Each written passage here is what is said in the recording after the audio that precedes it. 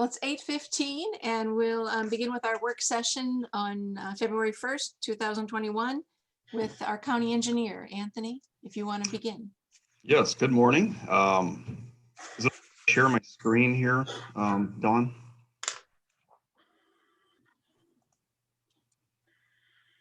You should be able to now.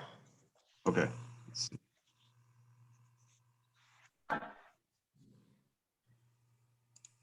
Okay, I guess I'll start off with this exhibit first. So this was brought to light a few months ago now. So this kind of predated Supervisor Potoff, but so I want to bring it back on work session here to kind of re-summarize it or update what's going on here. So Mr. Frank Potoff approached me about this extra right-of-way that we have on the east side of South John Deere Road. And this would be, maybe a quarter mile south of Peru Road. The property is actually, the underlying landowner is actually Alan Dostal. But Mr. Potoff and Mr. Dostal have worked out an agreement with each other that if the county were to vacate this excess right-of-way, that Mr. Dostal would quit claim this property over to Frank Potoff. And the Potoffs do have some property on the east side of John Deere or South John Deere Road there. So I can see how there's some interest there. Back when I had brought this to the board, there was some discussion as to will this affect or impact the John Deere Build Grant project. And this is actually further south than our project limits of that project. So there's no impact on this. I've checked with both infrastructure on this, and there's going to be no need for this excess right away here. So just wanted to kind of bring this back to the board here. I know Mr. Potoff is online as well if he wants to say something, but I'm going to share one other thing here. Let's see.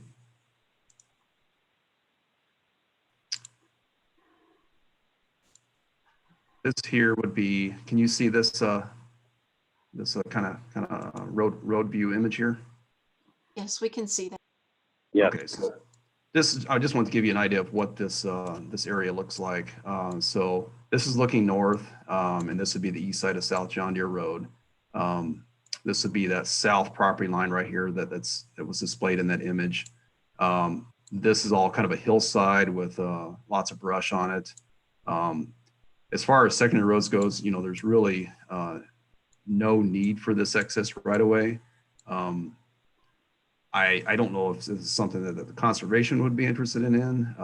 Maybe Supervisor Wickham could speak more to this area here. But really, from my perspective, it's not needed for roadway purposes. So that's kind of where we're at. The next step would be, I think, for the board to maybe give consent to pressing forward and going through the actual vacation of right-of-way process, which would be a public hearing. So that would be the next step after this. Any thoughts? Well, Sorry, go ahead. No, I was just going to say, to give some context about, it's not land that the county owns. It's land that we have an easement over. That's correct. The underlying land isn't owned by the county. That's where citizens always get, I have heard from citizens, not on this issue, but on others, that they don't like us to vacate anything because they perceive that we're giving away county land. So maybe if you could just, for the record purpose, and if Harley's got specific questions, but kind of address that a little bit, Anthony. Yeah, so you're right. This is not owned by title. This is, we have rights to it by easement. So, many years ago, this area would have been dedicated to the public. This was the old state route, I believe, wasn't it? The old state road. So or maybe it was something with Gardner Lane. There was a difference in the alignment at one time, and so that area of right of way was needed for a different alignment. But I believe it was Gardner's Lane. Since then, obviously, the road has been created with South John Deere Road, and Gardner's Lane no longer exists on the east side of South John Deere Road. So it truly is excess right of way. As it is, it's just a piece of right of way that doesn't serve really any public purpose. It just sits there. It's not on the tax roll, so it's not being taxed at all. It's just useless easement for us. So can I ask a question, Anthony? By virtue of us having an easement on that property, does it grant citizens any public access to walk about, to be in there, or would it still be considered like trespassing on private property? Well, that is an interesting question. I mean, so it is easement for roadway purposes. So, could you consider that like a part of the ditch area that, somebody could maybe try to hunt some pheasants in there like they would maybe like, in a ditch situation? Yeah, I mean, somebody could walk in there. I don't think it's necessarily trespassing. But if you wanted to make it like a county roadside park, I don't know the rules behind that, if that would be a different kind of level of ownership, I guess. I would, it was really dedicated for roadway purposes. So if there's not a roadway being built there, or it's being used for drainage, it's not serving its intended purpose.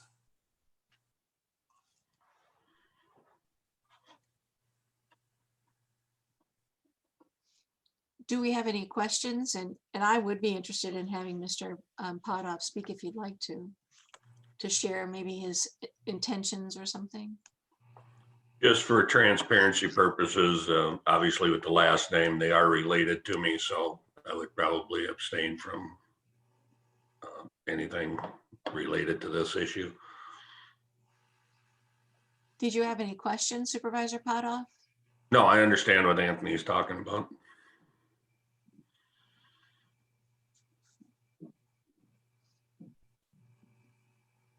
Can we unmute Mr. Potoff to see if he'd like to ask any questions or provide any comment? Stop sharing. You hear me now, Ann? Or Frank, I'm sorry. Yes, he's unmuted. Mr. Potoff, are you with us, Frank?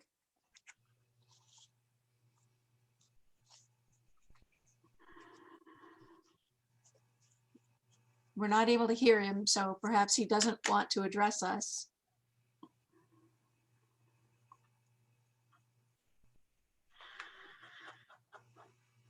Okay. Supervisor Wickham, any thoughts? It seems logical and straightforward as far as, a roadway right away. And if we have no use for it, no future use for it, I don't see too many problems with removing the easement. That's where I am as well. So if we want to, Anthony, move forward with getting that, I think you said you have to get it set for public hearing. Yep, that's correct. Are there other, have we done this before? And I mean, what would you anticipate public response will be? I'm sure we'll be called. Since I've been here, we've probably vacated maybe a half dozen, different parcels around the county. Usually excess right-of-ways is typically what we're vacating. So this is, I would say, very fitting to what we've done in the past. And I don't believe we've ever had really any public response or public, criticism, I guess, to these kinds of situations. Okay. Do you need anything more from us? It appears we have consensus. Do you need us to take, I mean, it's not on for action, so it's just an update. Okay. Well, that's great. It sounds like we have consensus, and I'll move forward with the public hearing process. Okay, thank you. And I appreciate Supervisor Potoff just making your comment about any perceived conflict. So thank you. What else do you have for us, Anthony? Okay, I guess kind of the last thing I have here is I just want to give an update, and I think Sheriff Kennedy is on here as well, so I know he'll have some input on this. A couple weeks ago, Sheriff Kennedy and I we attended a multidisciplinary safety team meeting, and I'm sure Supervisor Potoff is aware of these meetings, but we get together on a quarterly basis, and the team comprises the DOT, State Patrol, County Secondary Roads, County Sheriff, the City of Dubuque is there as well. So the the issue with Old Downport Road and Schuylkill Heights with the heavy truck traffic, that came up. So we kind of hashed that around for a while, and we quickly realized that, or the DOT realized that there really isn't good continuity to Southwest Arterial Highway 52 as it leads into Old Downport Road. And one of the things with state roads in Iowa code is that there should be continuity, because all state roads are considered basically truck routes. And if there isn't good continuity, then signage should be installed to kind of direct that continuity. So I think we found a good solution, or at least a solution for now, to possibly avoid the axle embargo on Old Downport Road in Schuylkill Heights. And what the DOT is looking into right now is installing signage directing trucks as they're going to the south end of Southwest Arterial and leading into Old Downport Road, to direct them onto Highway 151 and keep them on the 4-lane highway, to make sure that they are displaying that continuity for truck routes. So the DOT is looking into that. I would prefer that we write that route first before we do any axle embargoes. Sheriff, do you have any thoughts on that as well, or is that how you understand it yourself? Yes, that's how I understand this. And from our perspective, I think this is the route that we would probably prefer to go to start with, and see if it alleviates any of the problem. As I expressed at previous meetings, I think, if we have to go to an axle embargo, I think it should be a last resort type situation, just because of the problems that are related to adding more regulation onto the county roads. So yeah, I'm satisfied with this option. Well, one that's going to be a real issue too is I was receiving a lot of communication from area farmers as to, hey, I still want to use the Old Downport Road in Schuylkill Heights, even if they didn't necessarily have property on there. They use that as a pass through to get to their land. So it was going to become very complicated how we were going to sign this thing. Yeah, we could have put the local deliveries only, but if the farmer that wants to get to, say, Feeney Road, which would not be on Old Downport Road or Schuylkill Heights Road, but they would need to use those two roads to get there, they would be restricted and they would not be considered a local delivery. So I would recommend that we try this other route first with the new signage, if the DOT can come up with that, to direct truck traffic onto the 4 lanes.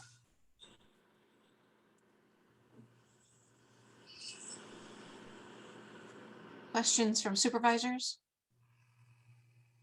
That makes sense to me.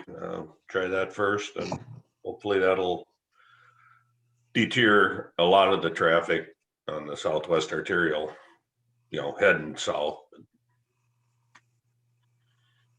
I would agree. My questions would be about the time for DOT action, and then what should be our check back frame.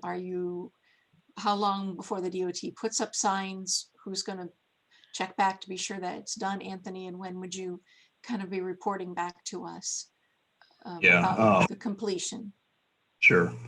Yeah, I've been in a little communication since that meeting as to kind of what's going on. I know their processes take a little bit longer to put action in place. So I'm hoping within the next month, we can have some things taking place out there for some installation. But I'll be checking back with them, and as soon as I know more on kind of their timeline, I'll respond back to you guys. Okay. Sounds good. Sounds like a good way forward. Thank you, Sheriff Kennedy. Thank you. Beyond that, I don't have much else for discussion unless you guys have something for me.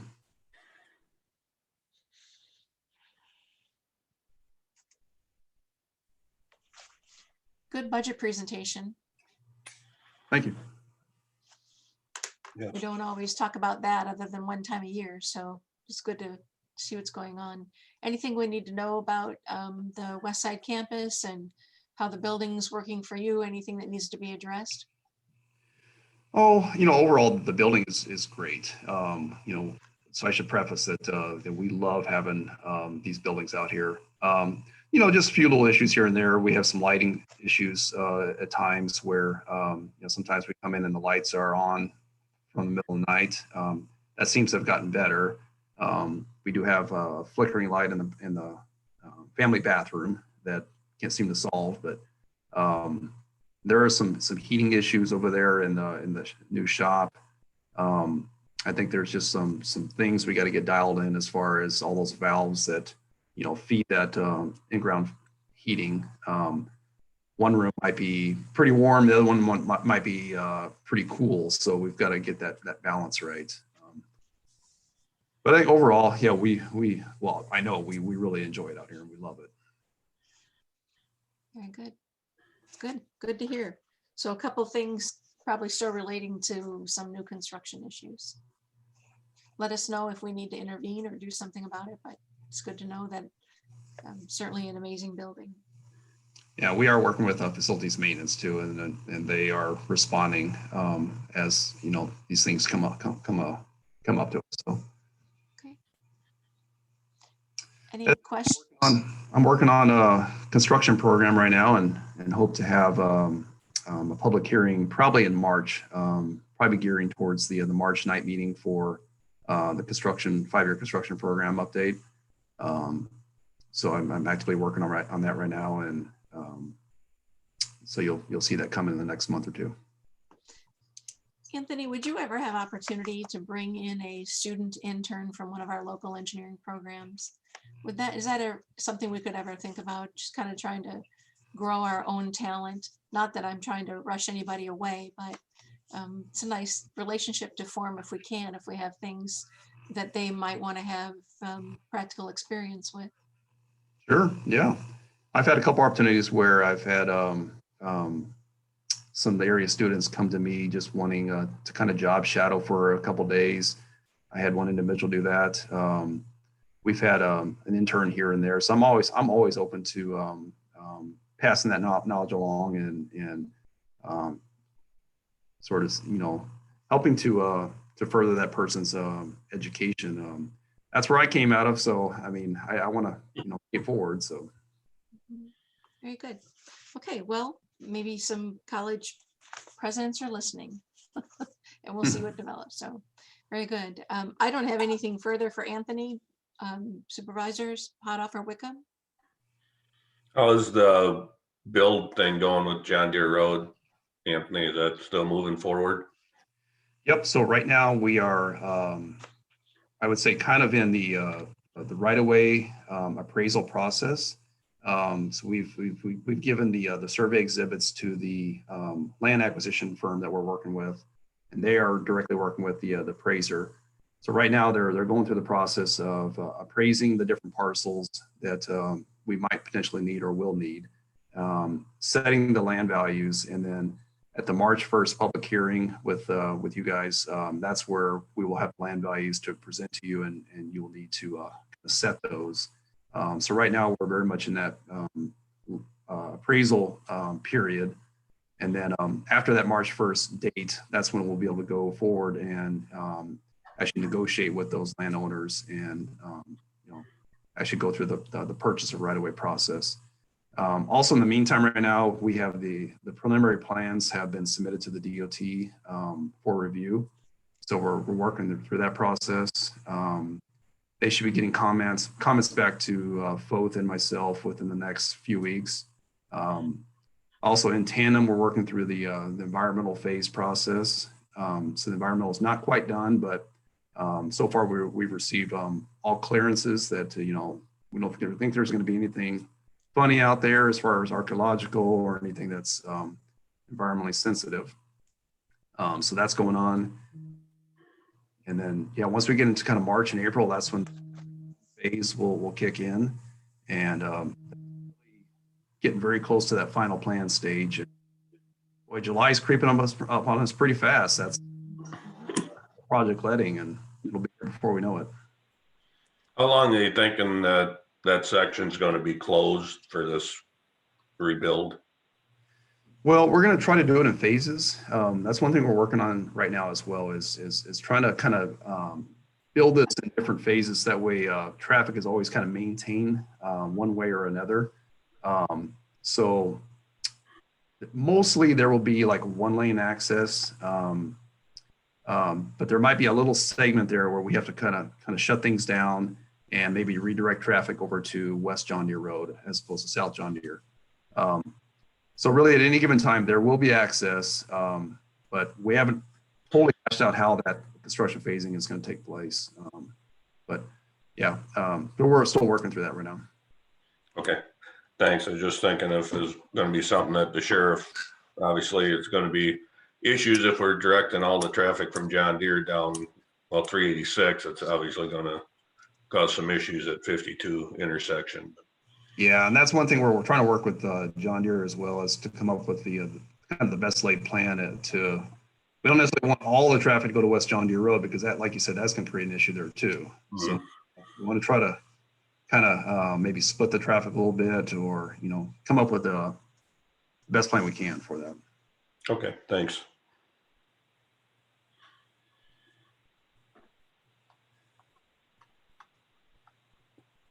We have nothing further. I guess we'd be looking for a motion to recess until 9 o'clock. I'll make a motion to recess till 9 o'clock. And I will second that. A motion and a second to recess until 9 o'clock. All in favor signify by saying aye. Aye. Aye, we're in recess. Thank you, Anthony. We'll see you. Will you be back for any part of the meeting? Are you hanging around? Yes, I will. Yep. Okay, thank you. Thank you. Thanks, Anthony.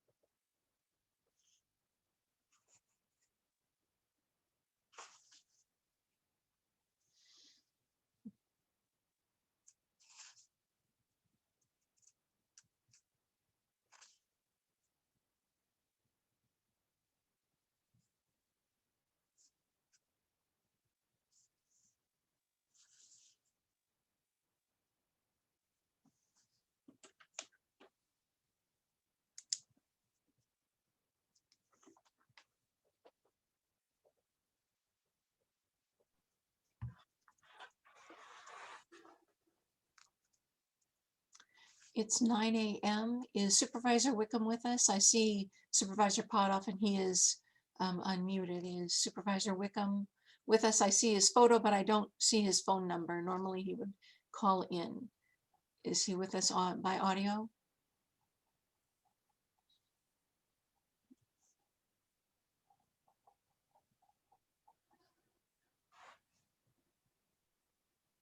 And you are correct. I only see him on by computer. I not see his phone called in yet. Okay, well, we'll wait a minute or two. Certainly.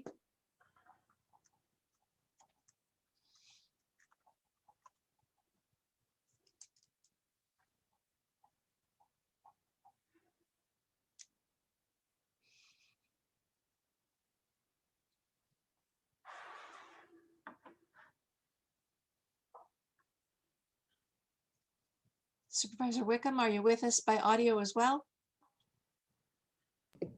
Thank you for checking, and yes, I am. All right, very good. So we are calling the Board of Supervisors into session on Monday, February 1st, 2021 at 9 a.m. We are present electronically, and I don't believe anyone is at the courthouse today. We'll begin our agenda this morning with opportunity for public comments. If there's anyone who wishes to address the board about any matter that is on the agenda and you'd like us to have feedback from you or input, we would appreciate that if you would raise your hand electronically. And also you could put a comment in the chat box letting us know that you are present and wish to speak. We try to keep those comments to 3 minutes, and we'll wait here a moment to see if we have anyone who wishes to address the board.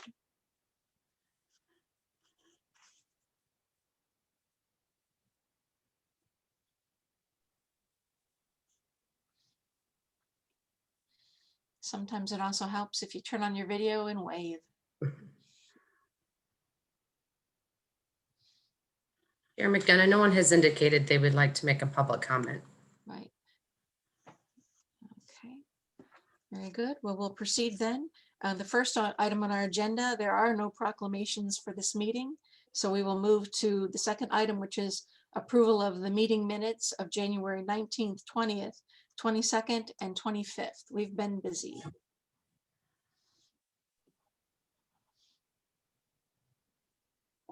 We'll make a motion to approve the minutes as presented. I will second. We have a motion and a second. All in favor signify aye. Aye. Aye. Motion carries. Third item on our agenda, I see no consent items. So we will move on to procurement procedures, which is item number 4. The first item appears to be a notice to bidders. And we have it here on our shared screen. Thank you, Dawn, for doing that for us.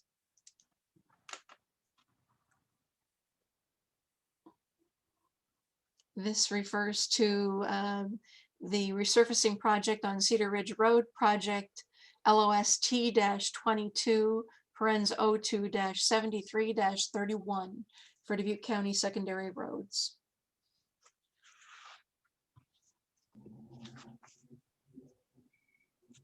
I'll make a motion to approve the notice to bidders. I will second. We have a motion and a second to approve the notice to bidders. Is there any discussion? Hearing none, all in favor signify by saying aye. Aye. Aye. Aye, motion carries. Thank you. Next on our agenda is, looks like we need to approve the plans and specifications. We have a resolution to approve those plans and specifications for the Cedar Ridge resurfacing project. Did we have any? I would make a motion to approve the resolution. And I will second that. Motion a second to approve the resolution. All in favor signify by saying aye. Aye. Aye. Did we hear from all 3 supervisors? I'm sorry, I wasn't able to hear that. I'm an Yes. aye. I'm an aye. Thank you. I believe it passed unanimously. Next on our agenda is a motion to approve the notice to bidders for bridge replacement on Hidden Valley Road, project L-B22 parenzo 3-73-31.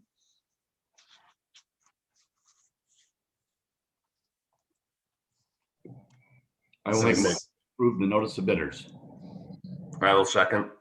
We have a motion and a second to approve the notice of bidders on the project for the bridge replacement on Hidden Valley Road. Is there any discussion? Hearing none, all in favor signify aye. Aye. Aye. Aye. Motion carries. Thank you for the careful voting. I appreciate it.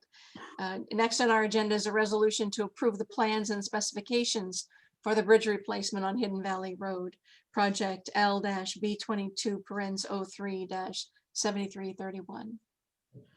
I'll make a motion to approve the resolution. And I will second that. We have a motion and a second to approve the resolution concerning bridge replacement on Hidden Valley Road. All in favor signify by saying aye. Aye. Aye. Aye. Motion carries. Thank you. Next, we have our public hearings, which I believe we're setting public hearings. I asked Dawn to just move us ahead on our shared screen so we can see that. There it is. So we're going to be, this would be setting a public hearing on February 22nd at 5:30 p.m. Concerns the Dubuque County build project for John Deere Road, which is HDP-C031 parens 110-3C-31 along John Deere Road. Do we have any questions about the public hearing? Nope, I will make a motion to approve the public hearing, notice of public hearing for February 22nd at 5:30. I will second. We have a motion and a second to approve the notice of public hearing, setting public hearing for February 22nd at 5:30 p.m. All in favor signify by saying aye. Aye. Aye. Aye. Motion carries. Thank you. Next on our agenda, item number 6, which is approval of plats. We do not have any before us today. 7, we're going to move to our action items, which can be approved, denied, or tabled. So we will work through those. The first is a resolution to approve the hiring of deputies, assistants, and clerks, and that resolution is before us on the shared screen. Do we have any questions? And Dawn will ask you for comment. You have in front of you for consideration 2 permanent part-time positions up at Sunnycrest. So these are filling vacancies, so we recommend approval.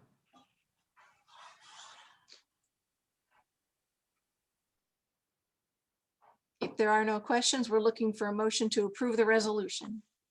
I would make a motion to approve the resolution. I will second that motion. We have a motion and a second to approve the resolution of hiring at Sunnycrest. All in favor signify by saying aye. Aye. Aye. Aye. Motion carries. Thank you. The next resolution is approving additional funding for the General Assistance Program that was before us at our last meeting. And so we want to obviously take action on that and be able to process the check to General Assistance. Are there any questions on the resolution? I thought we had agreed on 38,000 in. Or never mind, I'm sorry, I see at the bottom. I had that same question actually, Supervisor Potoff, and was directed to the final paragraph too. So does it comport? Yeah, does it comport with everyone's understanding? That was the motion that we approved in our minutes earlier, that it was for 90 days, the 38,000.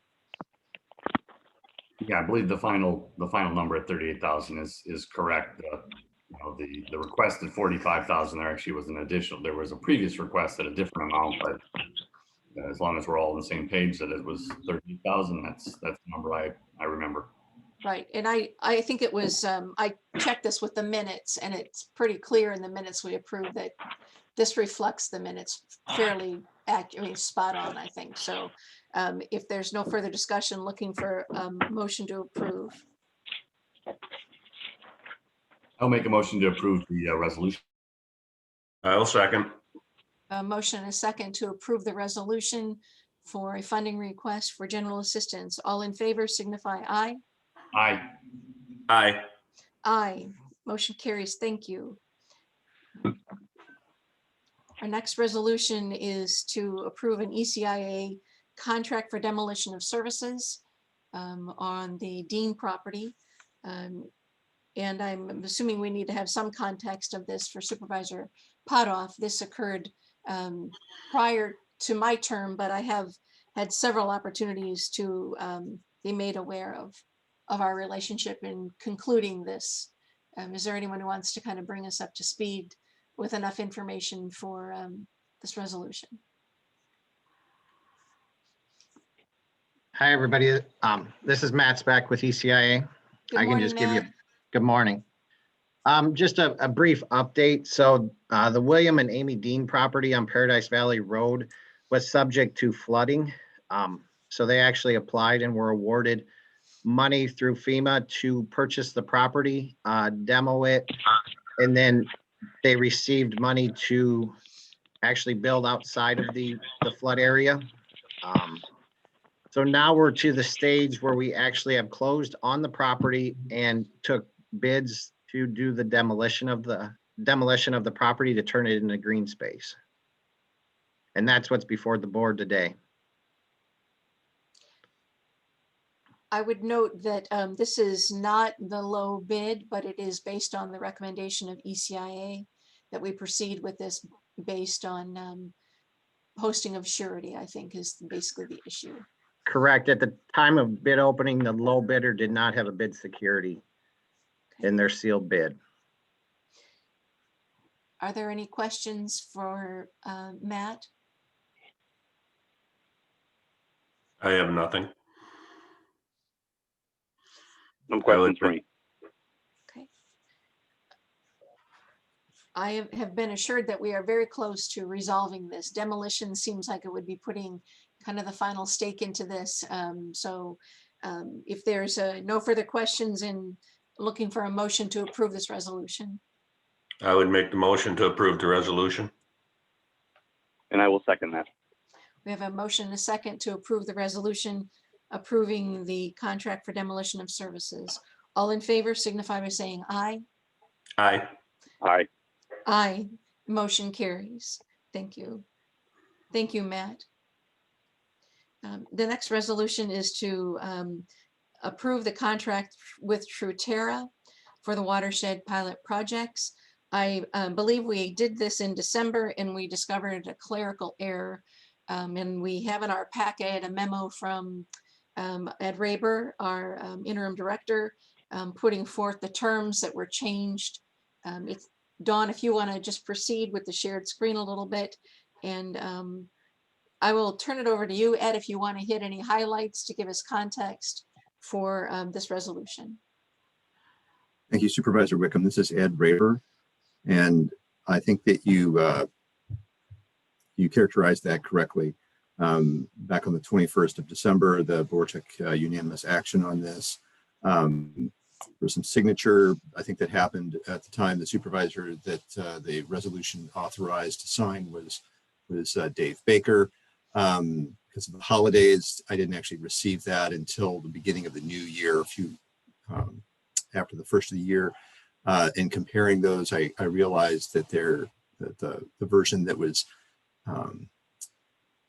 that had been submitted in the board packet for the 21st was not the final one. We had gone through a number of iterations, so I apologize. So in the memo that I've provided,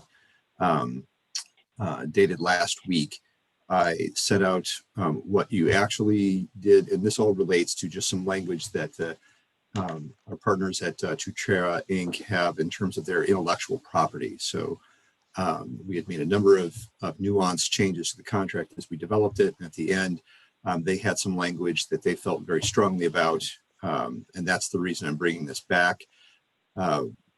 It's in section 5 regarding their intellectual property. So you can see the one paragraph that we had in there, and they just had some expanded language that they think more clearly demonstrates that they are not providing us with full access to their product. We don't have any ownership of it. We're not leasing it. We're not licensing it. That's that's the language that they feel strongly that they'd like to have in there. So I've had an opportunity to touch base with a couple of you. So if other than that, they've been acting, moving ahead with their on the ground planning and other things with our team, Eric Schmeckel and his staff. So they're operating as if we're on board here. So what I'm asking you for is to revisit this. We've talked about a number of different ways to do this, amending the contract or doing some other things. And in talking with the auditor and their folks and Supervisor McDonough, we decided that actually just readopting this, the one that we had intended to adopt on December 21st, was the clearest course of action that would be the cleanest. And Anyone I has any believe, questions? yeah, I believe, Ed, you told us that Truterra actually did not sign that first contract. They recognized this paragraph was missing, and so it's come back to us. Right. So I think it's, yeah. I pointed it out to them, yes. Yeah, yeah, very good. So, but questions for Ed and any discussion that we want to have on this matter? It doesn't change the funding amount at all. It just to deal with the wording of the contract is all, right? Just related to their exacting terms of their intellectual property, which they're trying to protect. And right.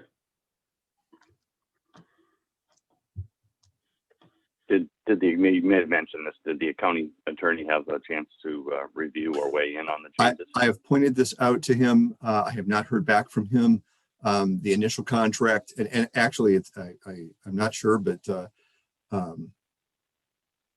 it may have been that actually this intellectual property clause was in the version of that I asked CJ to review. It was just a jumble when we actually loaded it into Civic Clerk in December. So are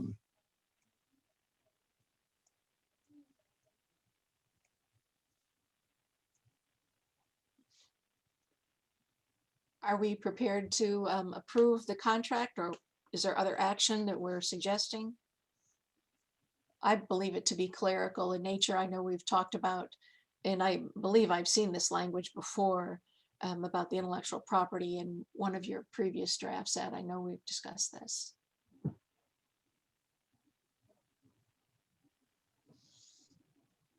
If it's the recommendation of the staff and those that have reviewed it that we move forward, I'll be happy to do that. Is that your recommendation, Ed? that is my recommendation. Thank you.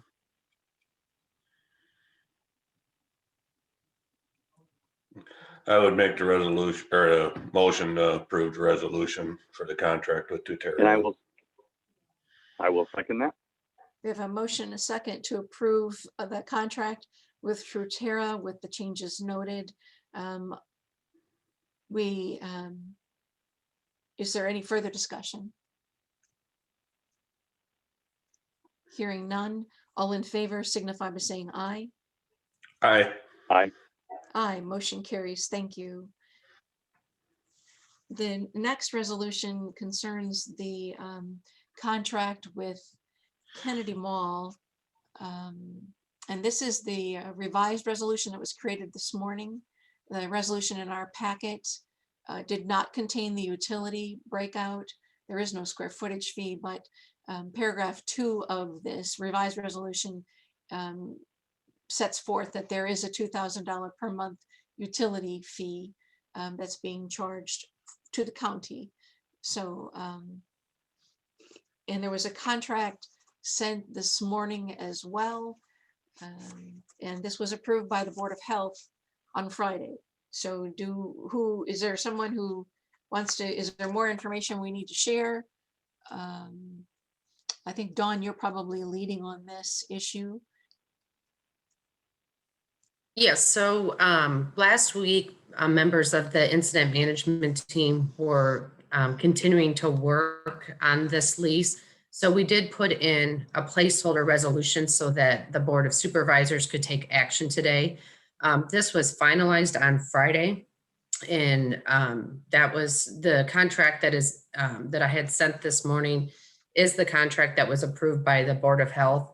I do see we have Tom Berger on, and he may be able to give a little bit more specifics regarding the clinic itself. He was a member of that team who was negotiating this agreement. Morning, supervisors. Yes, as we mentioned at the Board of Health meeting on Friday, our plan is to use the old women's Yonkers store for a kind of a one-stop shop for the different providers. Basically, this came to us that some of the providers, once we start getting the vaccines, would not have the capability and did not want to overwhelm the clinics and where they're working at now in order to provide the mass vaccinations for the groups such as the 65 and older that are starting today. So Tim Link from the city and Sydney from the city and myself are part of the subcommittee from the IMT that looked at the site. The mall has been gracious in offering the site to us, which provides ample parking. It's just that the store that we're using, the Women's Yonkers, has been closed for a while. So there's going to be some logistical costs that we're going to need to come up with to get this up and running. We've had like Grand River Medical and some of the providers have indicated that they would like to start there right away, to keep the crowd away from their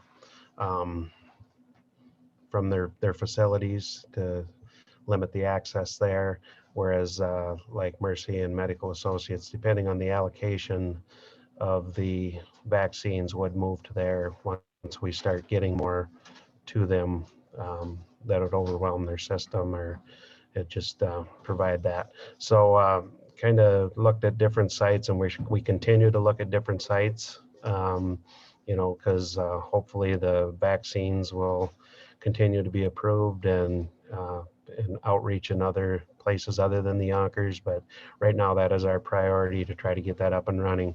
The biggest thing with it is it's been closed for a while, so we're having some issues with getting everything figured out as far as the electrical, and the big thing is getting the IT in there, hooked to the city fiber and get the IT in so the providers are able to access the medical records and keep up with the requirements to enter it into the IRIS system. So the lease is the big thing. We can't really allow anybody in there. And then we're hoping by mid-February that it'll be active. Now, whether we have enough vaccines by that time, but what we don't want to happen is all of a sudden we have the vaccines and the providers want to go somewhere and we don't have the logistics or the facilities to provide that to the public. So that's kind of what we've been working on the past 3-4 weeks to get this site identified and up and going.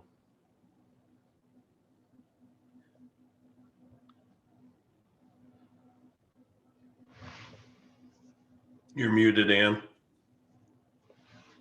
Thank you, sir. Are there other questions regarding the contract?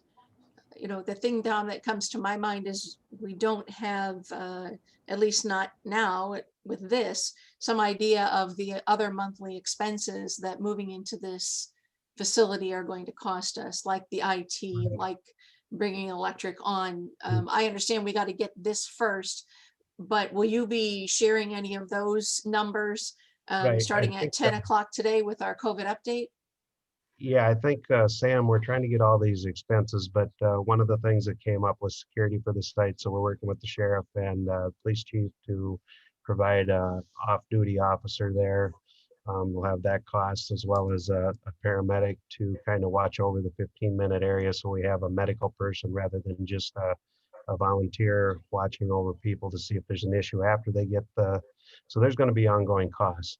My suggestion would be a lot of the costs will be covered either through a grant that the Iowa Department of Public Health has provided, or some of it may be eligible for for FEMA. So I would suggest between Stella and Don and Ed, as well as Patrice and Sam and Tom Beshan, you know, if we set up, and Megan, we should probably get together, you know, rather soon and look at the funding opportunities and see which is the best.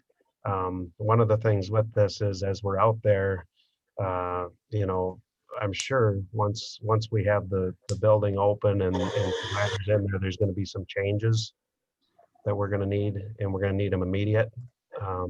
I wouldn't say it'd be big dollar items, but you know, we're going to need the leeway to do that. If you go the FEMA route for reimbursement, then you can't commingle any other FEMA funds with that.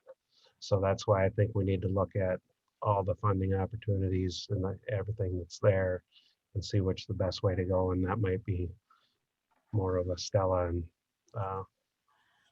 you know, what the grants of the public health department would have for the vaccination clinic.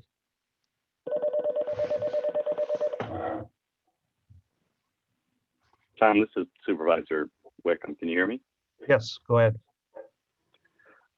Well, first of all, I'd just like to say I think this is the right location, and you know, certainly couldn't be sooner enough. And so once we get the location, hopefully we'll get the vaccines as well. And so I really like the location of Kennedy Mall, the ample parking, the ability to apply the vaccinations inside, and also have you know, just other amenities in the area. And almost, I'm sure everyone knows where the Kennedy Mall is, and possibly even where Yonkers is. And so I really like the location. So hats off to the incident management team and all involved in getting this contract to us and establishing that site. The second thing I'd like to just comment on is that the cost too is just incredible. And so I'm very, very thankful for Kennedy Mall Limited and Cafaro organization for providing that to the taxpayers and the citizens of Dubuque County at such a low cost at this moment. Having access to 60,000 square feet at you know, just paying for the utilities is an incredible opportunity and value, and I'm gratefully thankful for all those involved. Thank you. We still have a lot of work to do, but it's a great step forward. And like you said, the Dick and Steve out at the mall have been, you know, excellent to work with anytime we needed anything. So very helpful. Yeah, I would echo Supervisor Wickham's thoughts. Outstanding location. I know there was several places that were checked, and obviously due to the length of the lease, you know, all the way through June, that kind of ruled some locations out due to the, well, not knowing the actual number of days per week that it's going to be running. I don't know if it'd be 7 all the time or just 5, or how your schedule's going to work out on that. But one thing on the utilities, Tom, I'm assuming that's heat, electric, and would that be for the Gas, electric, and water, I believe, Harley. Okay, all right. And then we'll have some ongoing costs like cleanup every night. And depending on the vaccines that we get, you know, it might be, when we met with the providers out there, it was like, they said, well, it might be Tuesday, Thursday of this week. And then, you know, some of them, until we get enough vaccines, they're much better capable or better able to handle the patients in their facilities, you know. So a lot of them it might be only 2 or 3 providers come out there at first. And then, you know, as we get more vaccines, as we open up more of the classifications, and hopefully, I mean, the greatest thing that happened is all of a sudden we get notification that we're going to get 5,000 vaccines in a week. And this is really going to help us prepare. But once we get this up and running again, I want to stress that we're looking at other sites. McMickle has offered the social center out at Dyersville for a remote site. But we need to, I mean, we're focusing on this, get this up and running, see how it's coming, and then we'll look at more kind of outreach areas, as well as, you know, possibly downtown at the Grand River if we go through, you know, a drive-through portion, kind of like we did with the testing. So what we want to be ready for, and with the focus of the IMT, is if we get the vaccines, we want to be able to get them in the arms as quick as we can. And the providers, again, we have to, hats off to the providers who have been working with us. I mean, obviously we couldn't do it without them. You know, I always sound like Debbie Downer, pardon me, but I know that the drive-through testing at Grand River, the bill was over $35,000 when the providers, I mean, we paid the nurses and we paid providers to be there. And I'm not suggesting that came from the county dollars. That was, I'm sure, reimbursed and tracked back to grants and so forth. But I don't in any way oppose the lease at Kennedy Mall. What I would like to see is some detailed budgets about who is paying the providers who are going to use this facility sometimes. You know, and what electric is going to be needed. That those things need to be planned right along with this piece. So Okay. otherwise, I feel like we're starting a ball rolling that, you know, we're going to play catch up with the budget items later. Yeah, and we're gaining all of them, and I think our goal is to have that, but present a rough draft of the estimates. We're still getting, you know, the cost for the cleaning, the cost for the runners, some other things we need to do, and hopefully have that to the Board of Health by Wednesday night, I think is the goal. So we're still gaining or trying to figure out all them costs, you know. And then there's going to be incidentals, like I said, you know, that if we're going to try to get up and running mid-February between meetings, we're going to need some leeway to go purchase what we need to do to keep the site going and get it up and running. So, but we'll definitely, at least if we have any of them expenses, for sure we can share them with, you know, like Tom Beshin, to make sure the Board of Health, he keeps them apprised of it between meetings and such. But we're hoping to have a good budget, and a lot of the costs we won't know until we're into operation with it. So, but we're going to try to get a real good handle on what the costs will be. Are we paying the providers to be there to actually put the shots in? I'll follow up on that, but my understanding is that the providers will be able to, there's a couple funds that they can use for the administration of the vaccine.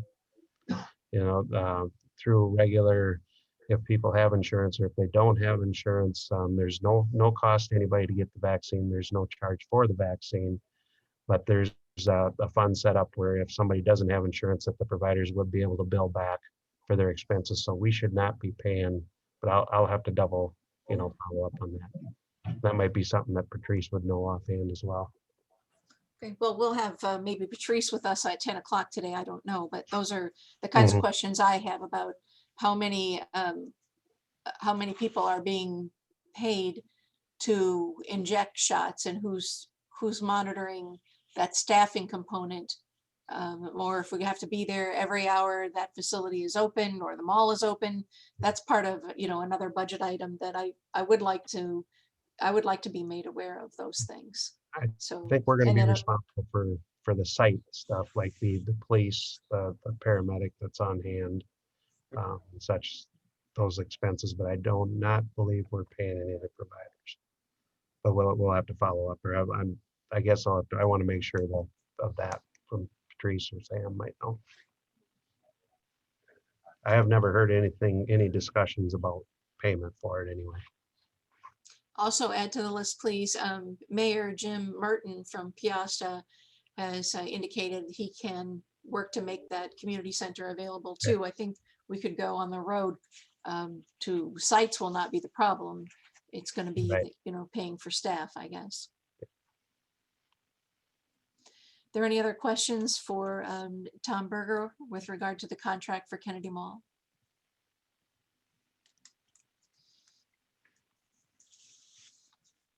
I have nothing. Looking for a motion to approve the resolution if we wish to take action. I'll make a motion to approve the resolution to have the chair sign the contract with Kennedy Mall Limited in Caparo. I will second that. A motion and a second for the chair to sign the contract for the vaccination clinic.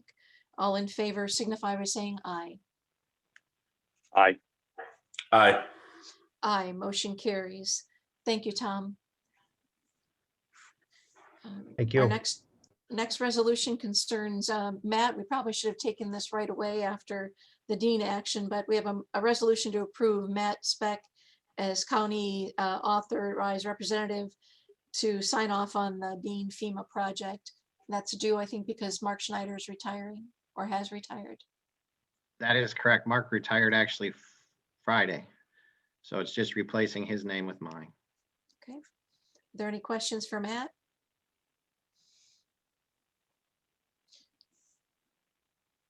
Looking for a motion to approve the resolution? I would make the motion to approve the resolution listing Matt as the And I will authorized second. representative. We have a motion and a I second. will second that. Motion and a second to approve the resolution appointing Matt Spett as the county's authorized representative. All in favor signify by saying aye. Aye. Aye. Aye, motion carries. Thank you. Thank you, Matt. I appreciate you being present. Thank you. Thanks, Matt. Our final action item is a resolution approving the quarterly claim for the DARE program. Make a motion to approve the resolution as presented. I will second. Motion and a second to approve the resolution as presented. All in favor signify aye. Aye. Aye. Aye. Motion carries. Thank you. Moving on to item number 8 on our agenda, communications. There are none before us at this time. 9 would be the open appointments, informational only. We are getting applications. I think we're all kind of getting, we had an update on that, I think, maybe from Tanya last week, that things are coming in. We might need to talk about that, but this is informational only at this point. If anyone has any questions, we can pause here for a moment.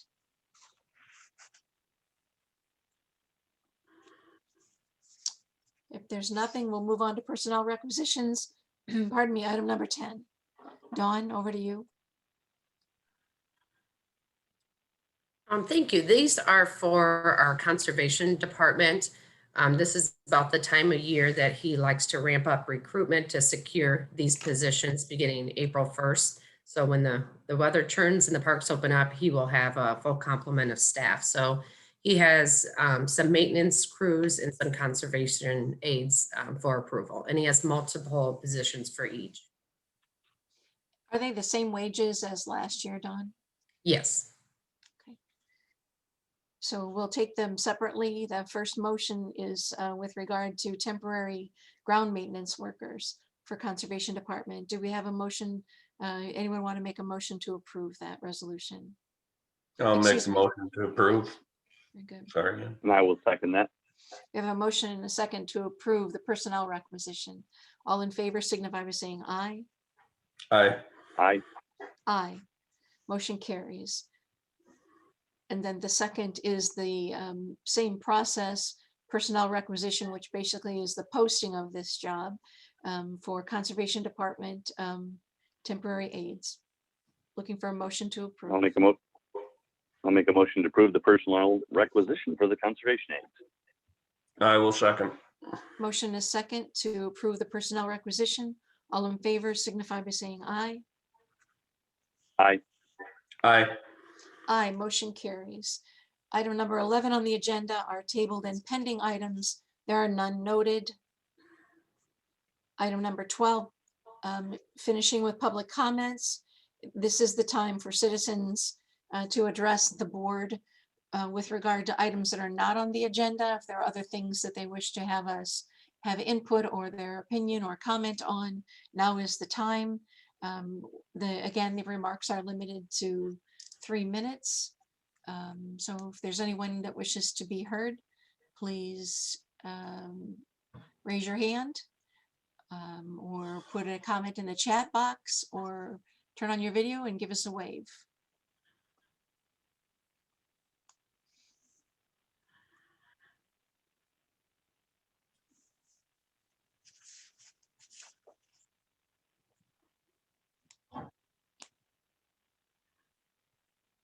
Chair McDonough, nobody has indicated they'd like to make a comment at this time. Okay, very good. That completes the formal part of our agenda. We will be reconvening at 10 a.m. for the work sessions to begin. That is the first time that we have a scheduled work session. So looking for a motion to recess until 10 a.m. So moved. I'll second. Motion a second to recess until 10 a.m., which will be our COVID update. All in favor, say aye. Aye. Aye. Aye. We are in recess till 10 a.m. Thank you, everyone. Thank you, Ann.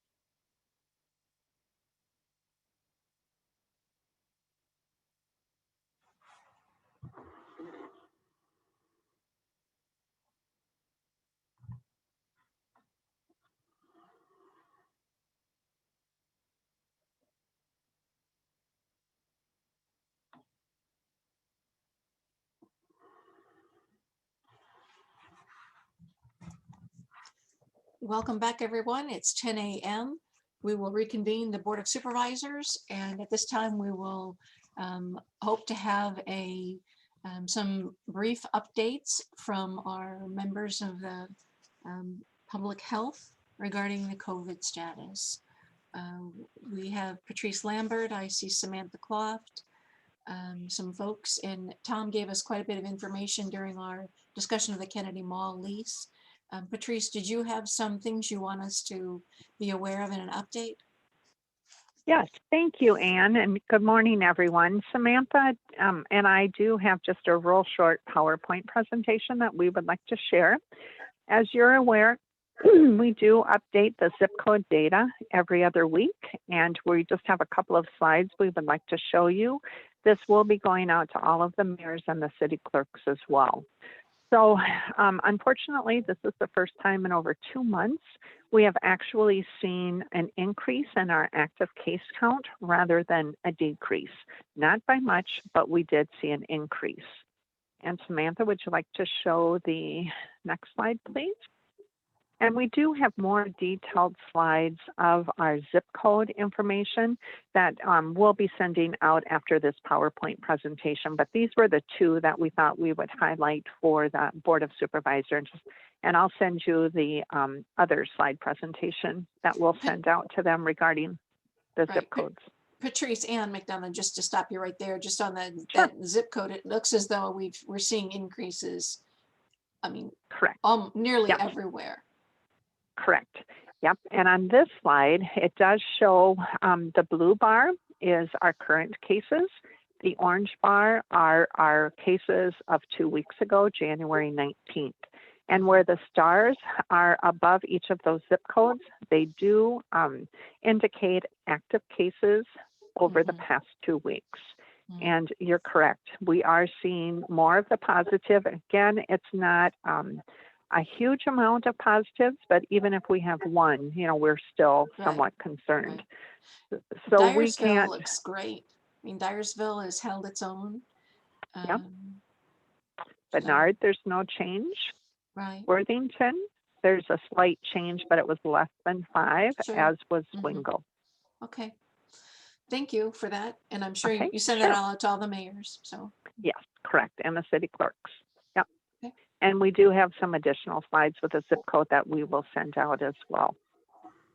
This is just our quick update on our vaccination update. And I would like to share with you that the Iowa Department of Public Health is going to be modifying their vaccine dashboard component. I did get on it this morning, and I think they're still working on it because it was difficult for me to even navigate that site. But I know that they had said on Friday that they were hoping to have it up on Friday, if not over the weekend. So I just encourage people, if you want to have more details, I believe they're going to be listing age, a lot more characteristics of those individuals who are actually receiving the vaccine on that dashboard. But on Friday, we were informed that we would be receiving this week 1,950 Pfizer doses and 700 Moderna doses. Now, we did pull together a phone conference Zoom meeting on Friday afternoon with our hospitals and our clinics. And with these new doses that will be arriving this week, we should be able to finish out our 1A priority group, and we should be able to start our phase 1B group. And again, we're looking at our population of 65 and older, and then we are also looking at that tier 1, which will involve 2 components. The first one, as you know, are the first responders, the firefighters, police officers, child welfare, social workers. And then our second component under that tier 1 will be with our school staff, pre-K through 12. So those will be our focuses from here on out.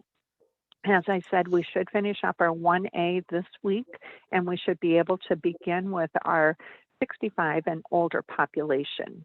Now, the clinics will be calling people. They're able to filter out their population of 65 and older. So they will be calling people to arrange appointments. So that they will include their satellite position or their satellite sites out in the county as well. So we're just encouraging people, please don't call your healthcare provider. We're hoping to receive much more vaccine in the near future. However, we do know that Iowa Department of Public Health did tell us that probably the first 3 weeks of February, we probably won't see a large increase at all. But they really truly do believe by the end of the month, we should be seeing an increase in our vaccines. They were informed that starting today that the Iowa Department of Public Health would be getting a 16% increase in their vaccine, which with the low amount that we have been receiving, add 16% to that and then divide it by 99 counties, we still are not expecting any large shipments of vaccine as of yet. So I do want to share again with all of the healthcare providers, as soon as they get that vaccine, they will have that in individuals' arms by the end of the week. And that is very crucial for us because the Iowa Department of Public Health does indeed look at that record, because the healthcare providers, once they give the shot, have 24 hours to enter that into the state IRIS program. So they do look at the county counts of how many people are actually getting that weekly allocation into the arms by the end of the week. And I can fortunately say all of our vaccines have been in the arms. So we're very, very, very, very thankful for the vaccine providers that we're working with currently. So we're hoping to see these numbers climb. A question, you have total COVID vaccinations to date, 7,700. Is that numbers of shots or is that people? That would be, okay, Sam did the math on this one. Where we have the double star, those are the boosters. So on 1/8, sure. And I'm just trying to figure, I believe that. Okay. So my question is, are 4,000 people vaccinated or No. 7,700 people vaccinated? 7,700. Okay. Thank you, Sam. So we're counting people. Okay, you're only counting people, not vaccinations or shot dosages. Correct. Okay. And then what Iowa Department of Public Health has been sending us an alert every Monday for our boosters. So when we get that call for the boosters, then we have to contact those healthcare providers who have been our vaccine providers to send that allotment of boosters to them. Now on Wednesday or else on Friday for about the last 3 weeks, that is when Iowa Department of Public Health usually contacts us for the prime doses. So for today, we haven't gotten any notification, but we are expecting to get a notification for those boosters. Okay, next slide, Sam. And I apologize, I missed the meeting this morning or earlier this morning on our new pod site. I did just briefly talk to Tom Berger, and I understand he was on the call. So we are presenting on Wednesday evening to the Board of Health an estimate of costs that will be related to this pod site. We did have our special Board of Health meeting on Friday evening, and as you know, it was recommended to continue on for the resolution for this morning. So again, thank you for signing that resolution. We appreciate it. So now our work will begin. So we can get that all set up and hopefully have that in action for sure by the middle of February. So thank you. And then the last slide, Sam. Stacy Killian is not able to be with us today. So Stacy did just, she sent us a report to share with you. So that is Stacy's report.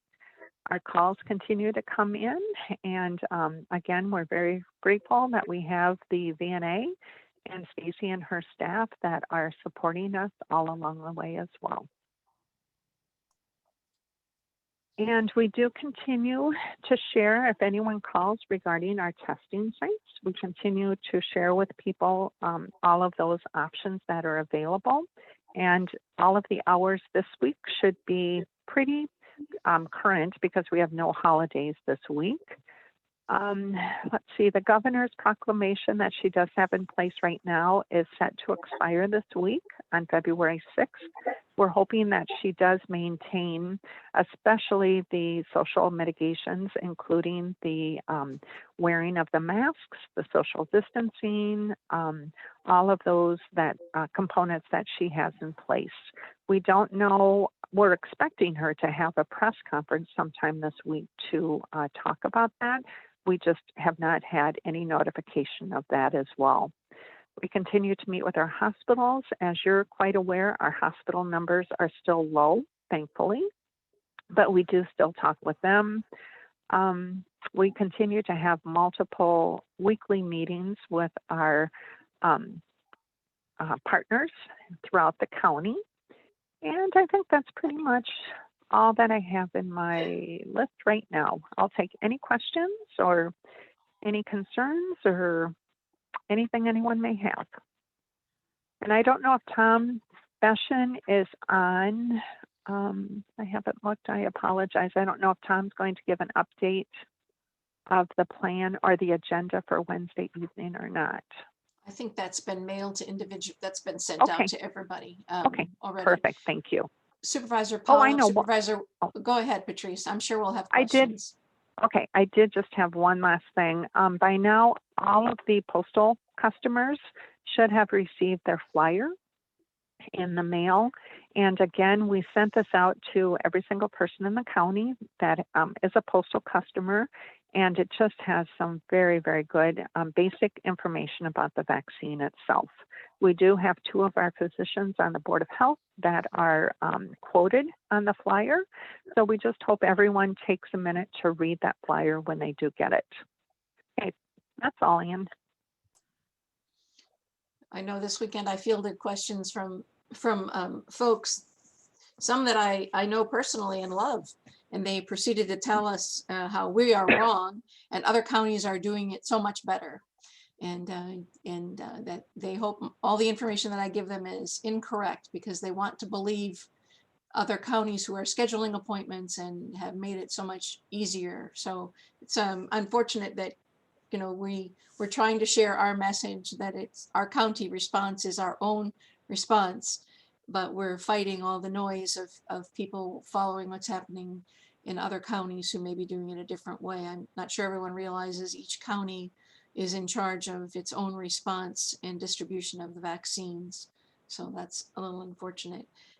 Do my colleagues have any questions? Supervisor Potoff and Wickham? I have nothing.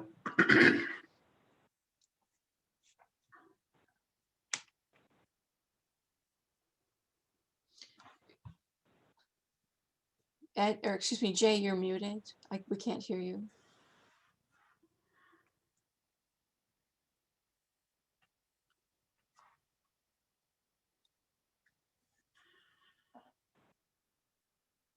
Still no audio, maybe now. Okay, you should be able to hear me now. My phone was causing some feedback. So yes, Patrice, are you still on the line? I am. Hold on, I'm having audio problems again. Okay, I think I'm back. Patrice, are you with me? Yes, I am. Can you hear me? I can, yeah, sorry about that. Problem with my phone, and then I had my computer muted, so I didn't have the feedback. But you talked about the increase that had been promised from the state, and I forget the exact percentage you had mentioned, but is that an increase on our 2,600 allocation from this week? Is that the increase you're referring to? No, actually, that increase of the 16% that will be going to the state allocation is starting today on February 1st. Okay, so that was included in the, I think you said this week we have 2,600. Correct. Yes. Okay, that's the established baseline and the increase. Okay, thank you. Yeah. Before we move off this topic, I would like to have someone in our office, maybe Ed, you could do this. We got the report from VNA about the numbers of calls they continue to make for convalescent plasma. Can you reach back out to those, to the blood clinics to see, is it effective? How are we doing? Maybe just to see if, just kind of a brief status there. I appreciate that they're making those phone calls, and obviously county is paying for that work to be done. And we're hoping that it does result in more plasma ready to go on their shelves. Patrice, what do you need from us? Anything? What we're doing is, and I think Tom Berger had mentioned that, we're just trying to finalize all of our costs for the site at Kennedy Mall. So right now, that's our primary site, or our primary focus is to get that site up and running. But trust me, I know where you're at if we do have any assistance that is needed right away. So thank you very much. And just thanks for the support.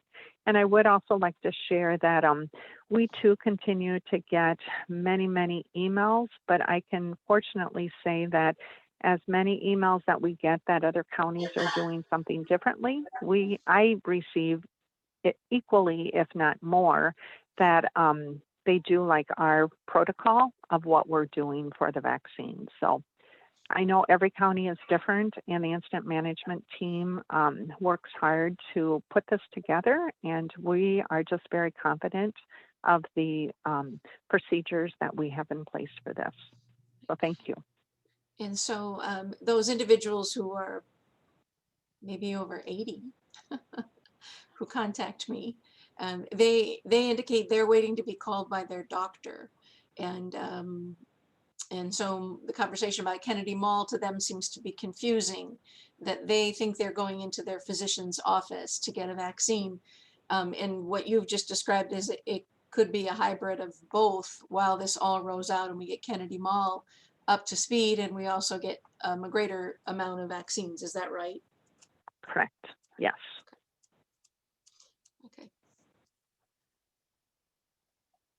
I don't have any other questions. Colleagues, do we have anything more? And hopefully the number of vaccines starts raising. Obviously, some of the other counties are ahead of us, but they don't have near the population. So once the vaccines start rolling out, I think we'll probably be set to move pretty rapidly now. right. We received an email just an hour ago from the school superintendent for Dubuque Community Schools, Dan Reingans. I'm sure you're getting that too, Patrice, about the, yeah. So just to respond to him, he's including us in that email as well. I don't have anything to really indicate to him. So very good. Okay. Thank you, everyone. Okay. And thank you. We appreciate all of your support. So thank you very much. Thanks, Patrice. All right, so our next work session will be at 10:30. Do we want to take a brief recess? I will make a motion to recess till 10:30. I'll second. Motion a second to recess until 10:30. All in favor, say aye. Aye. Aye. Aye, we're in recess till 10:30. Thank you, everyone.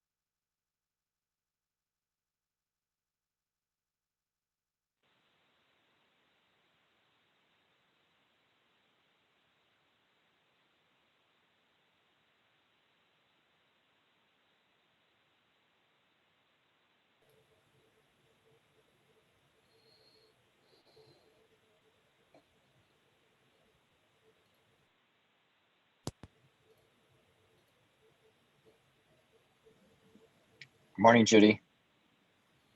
Good morning. Good morning, Nick and Judy. Thank you for your message about sharing your screen, Judy. We have another minute or so before we begin. And if Dawn Sherman is present, she can help you. And Eric, I don't know who's going to host, but we certainly would like to see Judy, your information be able to be screen shared. So we have just another. I think we're good to Yes. go. Hey, and just for my sake of time, I'm gonna have to kind of kick out of here around 10:50. I have another commitment I have to take care of, if Of that's course. okay. Sure. It's good. What do we have you scheduled for? Oh, absolutely. No problem. All right. So it's 10:30 and we have Supervisor Wickham and Supervisor Potoff. So we will go back into session. And Eric, I see you're present. I will turn it over to you, Eric Schmeckel. Great, thank you, and good morning, everyone. I thought we had a great meeting last Thursday, talking with the different 2080 groups involved in our watershed agreement. That's relatively brand new. I wanted to, I think something that I think we've all talked about here in the last few weeks is kind of just continuing to communicate and coordinate activities with other cities, and I've been communicating with Mick and Judy, I would say, for the last 2 months now, probably longer than that, I guess, Judy more specifically, on some of the projects that the city of Dyersville has been looking at doing. And of course, I think it's important as the county looks at the remaining $150,000 in an eco services fund, that we're gathering information from not only farmers, but cities as well too, as it relates to watershed activities involving, soil health practices and flood reduction practices. As you guys know, $600,000 grant, we should find out more about that opportunity, I think, here. Ed and I are set to meet, I think, the 10th or 11th of February with NRCS to kind of go over the statement of work. And the communication that I've had with Dyersville on that piece is obviously Hewitt Creek and Bear Creek and Coffee Creek, those watersheds have been identified as priority watersheds, but both by Houston, and I think Adam Hoffman did a good job of summarizing some of those areas as well and prioritizing those. So exactly how that $600,000 is spent, I've communicated to Mick and to his team that those are priority areas for us as a county and as a district moving forward, as we kind of engage in the statement of work involving with the cost benefit analysis. The long-term goal here is obviously looking at putting together a FEMA project, an application project sometime this year. And the conversations I've been having with Mick and Judy and Ed has been, it probably makes sense to collaborate and coordinate between different communities in Dubuque County as we look for hopefully multi-million-dollar grant opportunities that could take place in Dubuque. We feel like we're well suited. We feel like we're putting a lot of planning efforts into this. So hopefully that time will come. So this morning here, I know we're limited. We got about a half hour and Mick's got to hop off. I'm going to turn it over to Judy Joyce, who's been their lead ecologist in the city of Dyersville. And I think Judy's got a short presentation to kind of update the supervisors on some of the work that the city is doing and how it would correlate with Dubuque County work.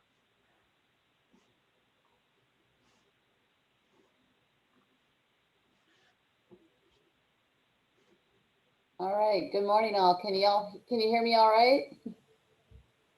Yes, Judy, welcome. Yes, we hear you. Thank you. So we've been working with the city of Dyersville for the last few years, and through some different outreach efforts and talking to people, we've really come up with this vision of, if you build it, they will come, to tie into that Field of Dreams connection, with the idea that if you clean up the water, people will come back to the water, they'll interact with the water, and businesses will engage, and this will really be a community collaborative effort with the goal of bringing people back to our streams. So a stream team here at Impact 7G, myself, I'm a geomorphologist, geologist, and then Reed Stommer is our stream restoration ecologist. We've been working, taking some stream data, looking at the streams, looking at opportunities within the city of Dyersville to do different improvements. And first I want to address is, so what's the problem? And if you look at the state of Iowa, about half of our streams have been assessed, and of those, 61% are impaired, with another 20 or so that are most likely impaired. And that is, I guess that is the need of why we need to address water, is that we have all of these impaired streams. And just for your information, to get off the impaired waters list in Iowa, you basically need to come up with a plan, and then the DNR will remove you from the list. So you get removed from the list, not because the water is necessarily clean, it's because you have a plan to clean it up. So I want you to just keep that in mind when we start looking at rivers coming or streams coming off the impaired water list. It doesn't necessarily mean that they're not impaired. It just means that they have a plan to clean up those waters. And so given this, the city of Dyersville decided that they want to make cleaning up their waters a priority. They're looking at making Dyersville the poster child for how water quality improvements can be done on a watershed scale. And again, this vision plan is, if you clean it, they will come, and tying water quality and improving our waterways into economic development opportunities, into recreational opportunities, as well as flood mitigation, as well as water quality improvements, as well as fish habitat improvements and all of that. So basically looking at a one water approach that we're going to address this water and get all of these multiple community benefits.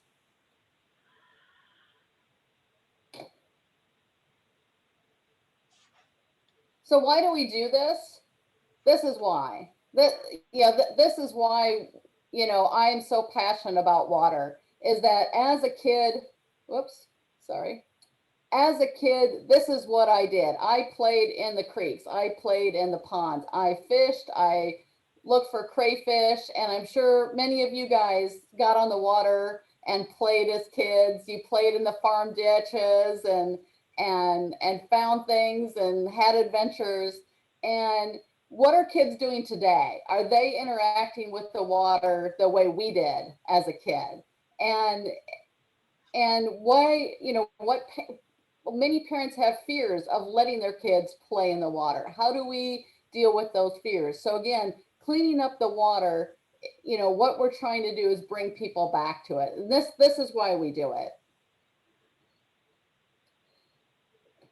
When we started talking about watersheds and funding agencies and to the community, and you start talking about, you know, we're going to work in the headwaters of the North Fork and the Cocoto River and HEC 10-070, blah, blah, blah, blah, blah, people's eyes started drift over and we would lose them. But if we said, hey, we're gonna do some work in the Field of Dreams watershed. Have you heard about the Field of Dreams watershed? All of a sudden people started to have a little bit more interest. Like, tell me more about the Field of Dreams watershed.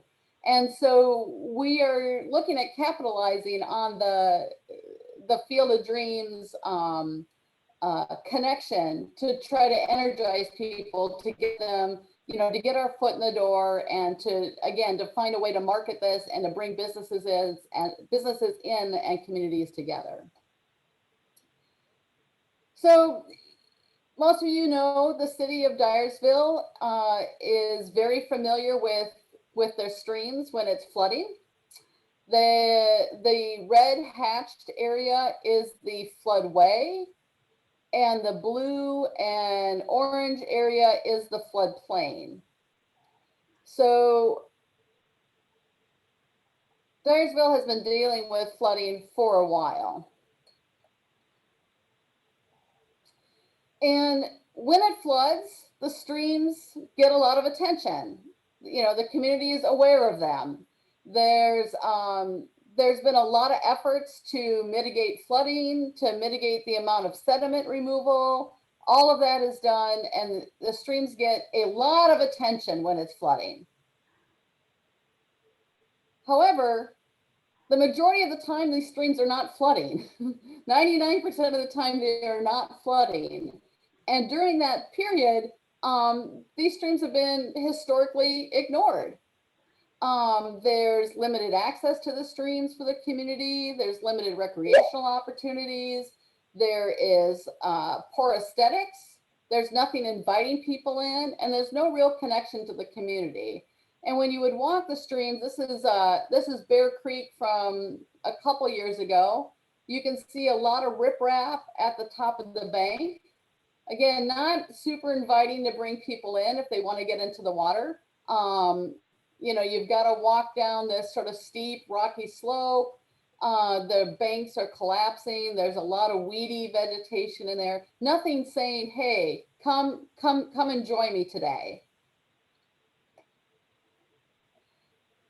So over the last couple of years, there's been sort of all these different factors that have come together to improve what we're calling the first project within the Field of Dreams watershed, the Bear Creek Restoration Project. There was this connection to Field of Dreams. There was this drive by the community to improve the streams. There's been some new funding sources, and then there was a new toolbox that the DNR came up with. And I'm going to talk about these very briefly.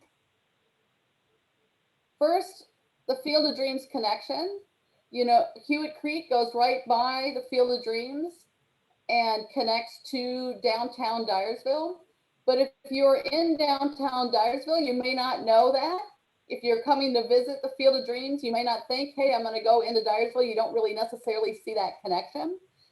But recently there's been some brownfield redevelopment with a new brewery, with a new multi-use facility here, some, again, engagement of the stream, and again, this connection to water. So you can see how a brewery could be connected to water. You know, come to Dyersville, enjoy a brew, it's all in the water. In addition, there was some improvements to the city's wastewater treatment plant using state revolving funds. The state revolving loan fund, many communities, of course, use this because it's low interest over 20 years. But the other thing it has is a sponsored project program, so that in general, instead of paying interest, you basically could use that interest money to do a water quality project. And a lot of these water quality projects in the past has been things like pervious pavement, stormwater wetlands, green roofs, bioretention cells. But recently they've opened up that funding opportunity to do stream restoration as a water quality practice. So this was a new approved water quality practice to do stream restoration. And that came about because of the Iowa River Restoration Toolbox. So this was basically a standard design method, and the toolbox had terminology that was well-defined so people could communicate well together, and really provided the DNR and the funding agencies and the regulatory agencies a level of comfort to allow stream restoration as a water quality practice. So prior to the toolbox, because stream restoration was lumped in with riprapping to the top of the banks and bank stabilization, the funding agencies didn't really see this as a water quality practice. After the toolbox, they became much more comfortable with it, so much that they're actually promoting now stream restoration as a water quality practice. And the Bear Creek restoration was the first SRF sponsored project, stream restoration project. So and they were extremely happy with the results. So here's just some photos of some of the work that was done along Bear Creek. There's some native vegetation that's going to go in. Here is a in-stream structure called a cross vein. There's several of these sort of floodplain depressions and oxbows through here. So again, when this water floods, these little depressions will fill in with water. You can see that the creek on the east side is no longer riprap, and that there's a gentle slope and a bench here for people to get down into the creek. Again, riffles through here. So again, encouraging families to get down to the creek to interact with it. The disc golf course is going to be integrated into this, so they actually move the disc golf course so that you have to get close to the creek, so it creates a little bit more challenge. So again, bringing people back to the river. And so all of these factors that led to Bear Creek, now this Bear Creek restoration project is building on some other initiatives. So with the work that's being done by the Maquoketa River WMA, by the Dubuque County Conservation Group and their watershed work, we're looking at a Field of Dreams watershed initiative that will build support and energize the community, bring in the private sector to see this as something to bring in economic development and something that they want to be a part of, to bring in additional funding for water quality practices through some FEMA money and hazard mitigation funds. And we're looking at putting all of this together to come up with an urban rural water quality improvement on a watershed scale. So really to show to the whole state of Iowa, to the whole, really to the world, because if you think of the amount of people that come to Field of Dreams, and you think of this as, you know, we have international visitors to the Field of Dreams. When they see what Iowa can do to address water quality, again, we're seeing as this is the place in Iowa to do this. This is the perfect place in Iowa to do these improvements. So Bear Creek restoration was the first project. The second project we're working on is the Field of Dreams stormwater wetland. This is just south of Beltline Road. And so we are just finishing up the design on this, but this will be an area where there'll be a stormwater wetland.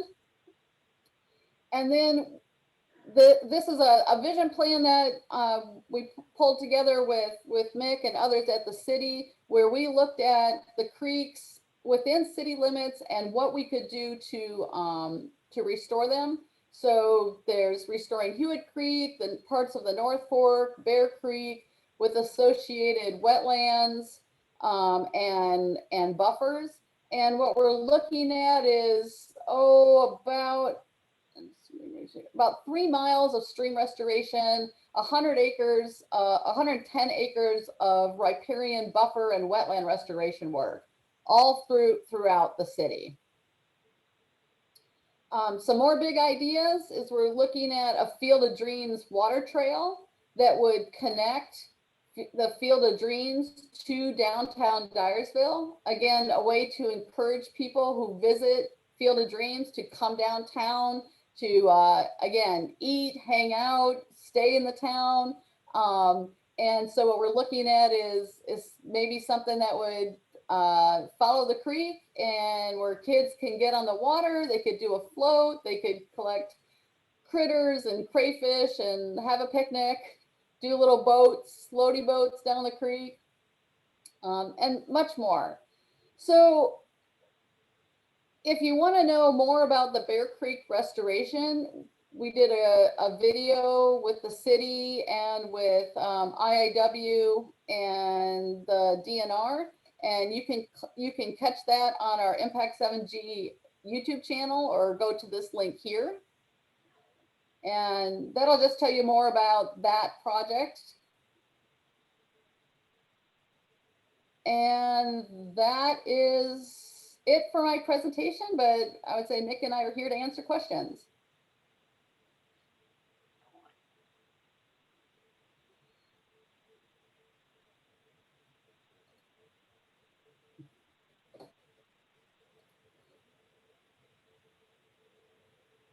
You left them speechless, Judy.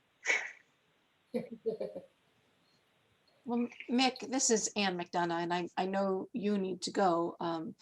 Some of my questions relate to how this ties in with your grant request as well for the, the supervisors and what it is that we can do to be helpful. I think this is all very exciting, and I don't have any reason to be other than supportive of the mission that the Field of Dreams watershed message, I think, would resonate with folks, and you're the ideal place to make this happen. So I think all that's true.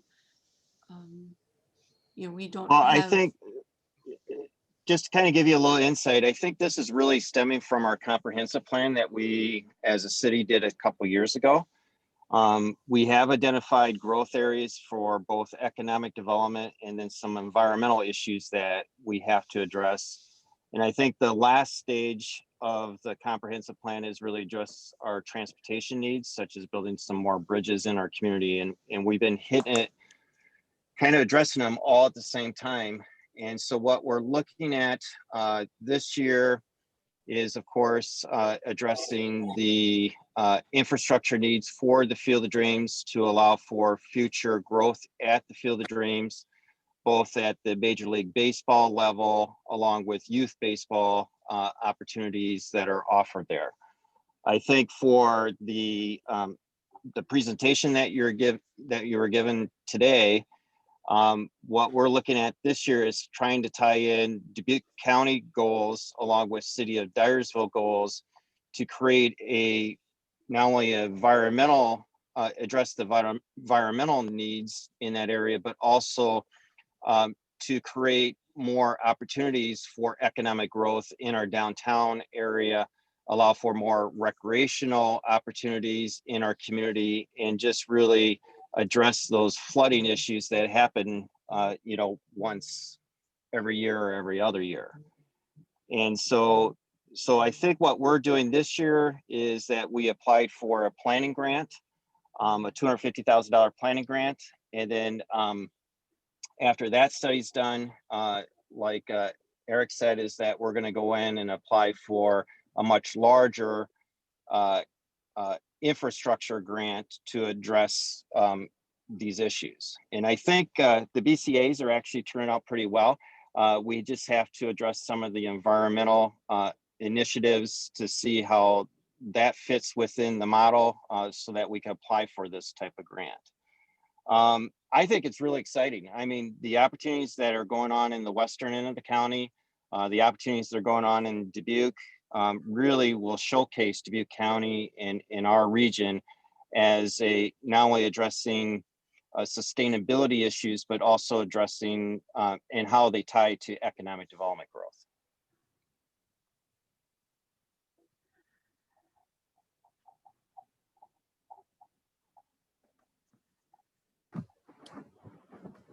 This is Ed Raber. I'd just like to add, Mick had mentioned BCAs. Those are benefit cost analysis, trying to show that the cost is less than the benefit. Yeah, sorry, I got involved in the jargon. Well, do we have a timetable as far as when you want the project to be completed, or the overall project scope of our series of years, if anyone can elaborate on that?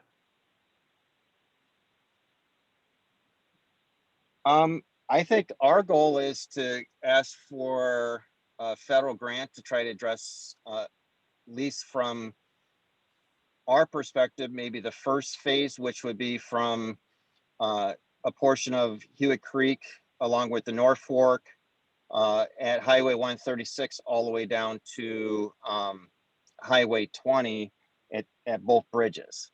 And so that's kind of our game plan. And then also address Bear Creek, which is in Delaware County. A segment of that is in Delaware County, and they're all tied together. So I think it really depends on the federal dollars that would be received. If we get significantly less federal dollars or other aid to help offset the capital costs, then I think you'll see much smaller projects as we tie into that goal and build over a period of time. And something that Mick and I have talked about, Mick, correct me if I'm wrong on any of this, but you right now have right around $4.5 million of projects in the city of Dyersville with some of the wetland and stream work, correct? Correct. So kind of the overall goal here, and the reason why, one of the big reasons why, obviously the communication and informing the supervisors on the work that's happening in Dyersville is the collaboration part. We both essentially right now, as we stand, as we said, Mick has applied for a $250,000 benefit cost analysis grant. We have a $600,000 one from the county coming in, pulling those resources over the next 6 to 9 months to get the benefit cost analysis, ideally in the county and the city's favor, and then going for hopefully much larger grant opportunities, potentially later summer, fall is kind of the time frame that I would look at right now. And I think right now we're in the discussion of gathering. I've had discussions and talks with Jeff Pape. He's one of the big coordinators out there and has been with watershed work in the county in Hewitt Creek. He's on our watershed, our new watershed working group. We have our meeting coming up, and one of the agenda topics will be this collaboration piece. Are there shovel-ready projects in Dubuque County that can be addressed, and how do we start interacting and engaging with projects ready to go, and what those impacts are from in Dubuque County as it flows into the city of Dyersville. That's kind of our current state right now. But I think something to be thinking about, and Mick, you can comment on this. I know you've got to leave, but thinking about the funding that would potentially be required as far as a match or cost share or in-kind donations from Dyersville, from the county. That's ultimately what I think we need to start thinking about as we talk and plan for multi-million-dollar grants, correct? Yeah, I think at some point in time, we're going to have to sit down and have a conversation and maybe develop a 2080 agreement to establish these relationships between the county and the city. Whether it's in-kind relationships or, using in-kind dollars or cash type of situation, and how to develop that relationship, I'm not sure at this time. I mean, we're going to have to kind of get through this planning grant, and then, but we really want to work together between the county and the city to make something really happen that's really going to be beneficial to everyone. It's exciting that, Mick, and to Judy as well, that you're this far along. I appreciate seeing the scope of the project, and I did check out the YouTube video last night as well and found it to be similar to your presentation, but a good resource to check back with. So I would be interested very much in having further discussions to move this along. Our $600,000 grant, to see how that can be built to support this. What can we use? And we do, of course, have that county, some limited county funding that we addressed last year. So it's in this fiscal year's budget. All of these are great things. Dyersville certainly appears to be ready to go. And it connects in lots of different places for me with the economic development issue and the water quality issue. So the presentation's helpful to see the broad scope. But I am interested in starting to make definite plans to put funding toward this. Yeah, and I just want to add, I think I think again, I think if we can, through all this all this process to build that, if you clean it, they will come, you know, again, Field of Dreams watershed, and get that name out there, then I think you will get that private sector, you'll get that community wanting to be a part of this.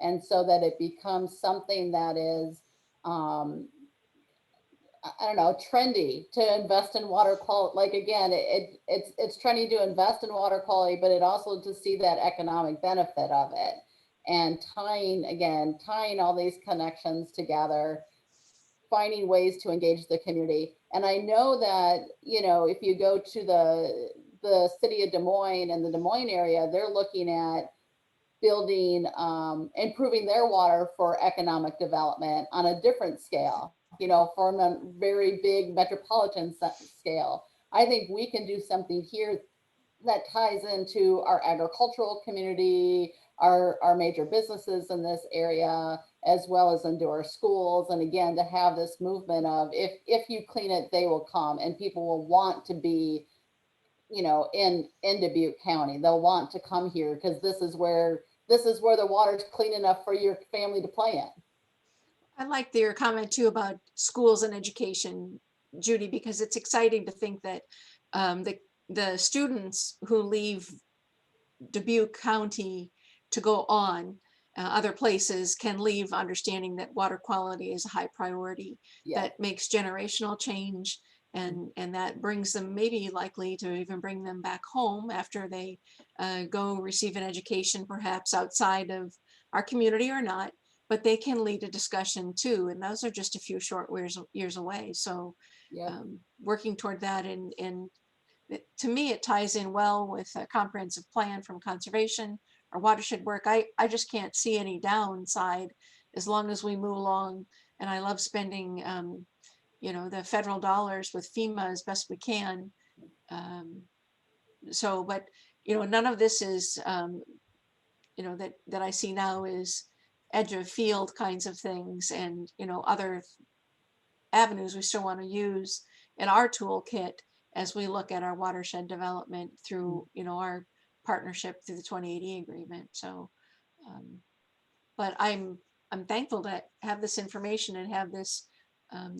I wouldn't expect that our opening conversation with Dyersville would be this well developed. So that's nice to see that we're far enough along in the planning that we're not, you know, trying to find ways to communicate this. It looks like it's being prepared for us.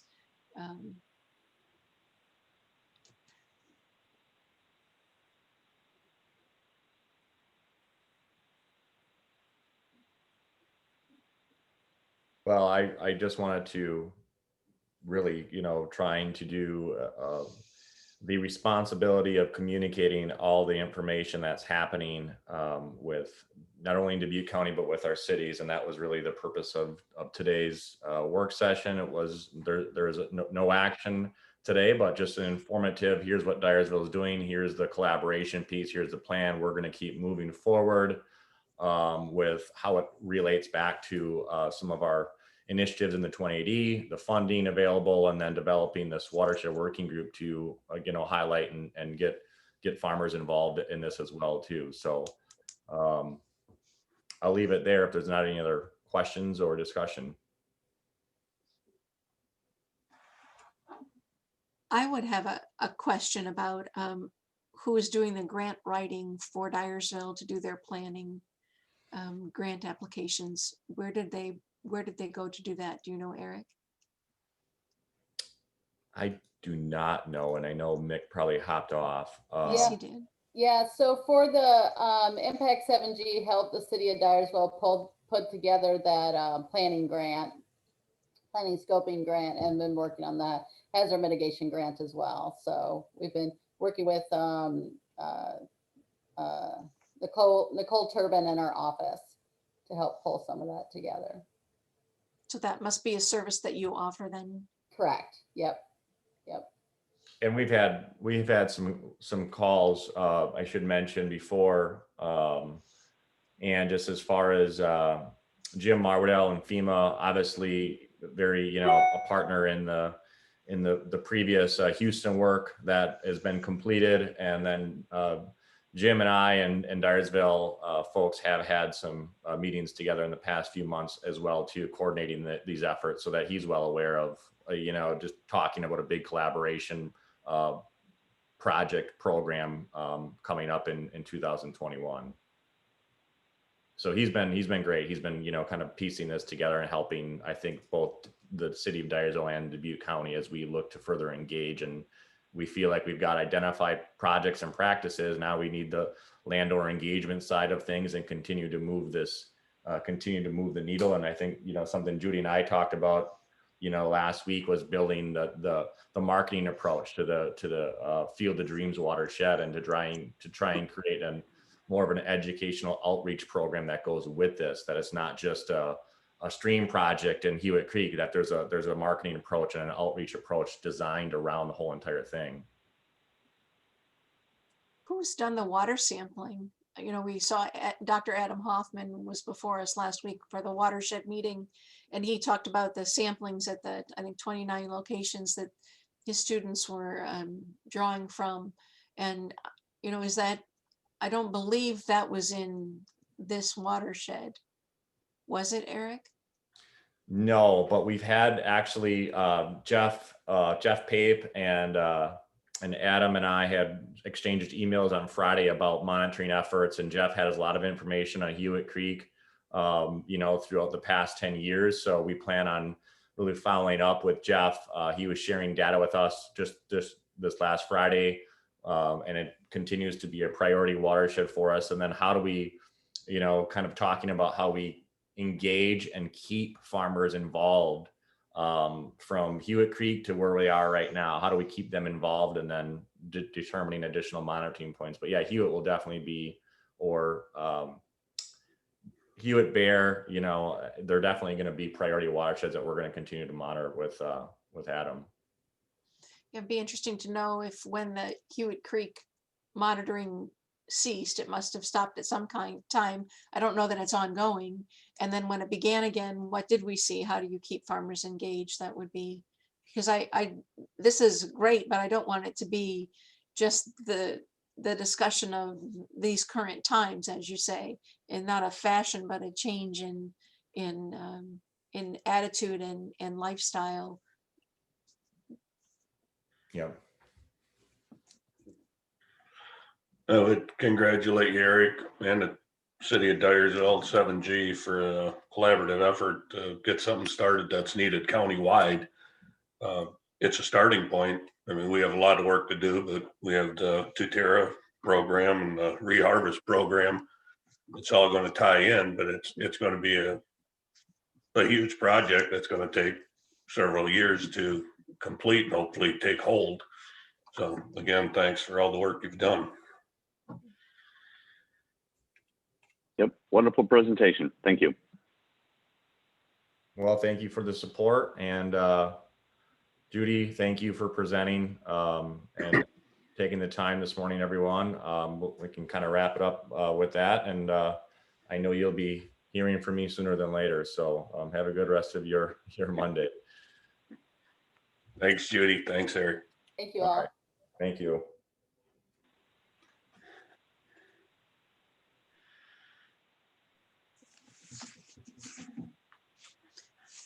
Any discussion the board wants to have about this opportunity?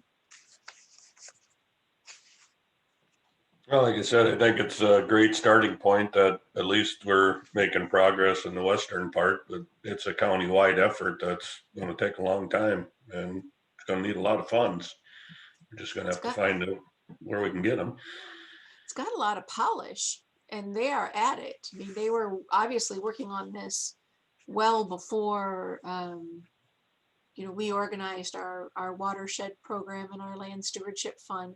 So they've been at this for many years, but it's interesting to put our effort toward that to be helpful.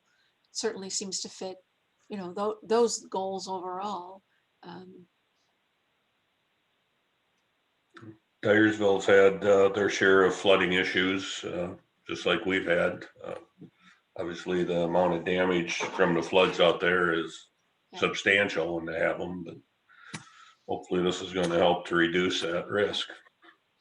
I think when Jim Marwadall's been with us over the past year and a half, probably he's used Dyersville as an example, hasn't he, Jay? Kind of dropped dots there and said, this is how much money they've paid out and FEMA claims, and so they have interest in working in this area.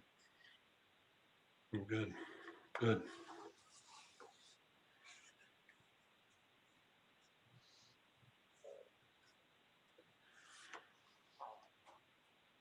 Be interesting to see what's next. So Ed, thank you for helping to facilitate this. I know you have been a big part. And when will we hear information about the grant that we've received as the county? Do you know what the status there? As Eric mentioned, the NRCS staffer that's the lead on this reached out to us the end of last week, just asking for some times to meet. It's actually asked to meet in person, so we're trying to figure out what that looks like. He's in Des Moines, so his first opportunity to meet was beginning of next week. So as Eric said, we don't have a date yet. We're just trying to go and hear what they have to say, and then we will be relaying that information back to the supervisors. It's your grant. It's not part of the 28E. It's just a Dubuque County grant. Thanks for the work you did on that, Ed. Okay. Well, we have a few minutes here before we have our next scheduled work session is at 11:15. If we want to go into short recess, if there's no further questions or discussion about this issue, we can do that. I will make a motion to recess to 11:15. I will second. A motion made and seconded to recess for about 5 minutes till 11:15. All in favor, say aye. Aye. Aye. Aye, we're in recess. Thank you.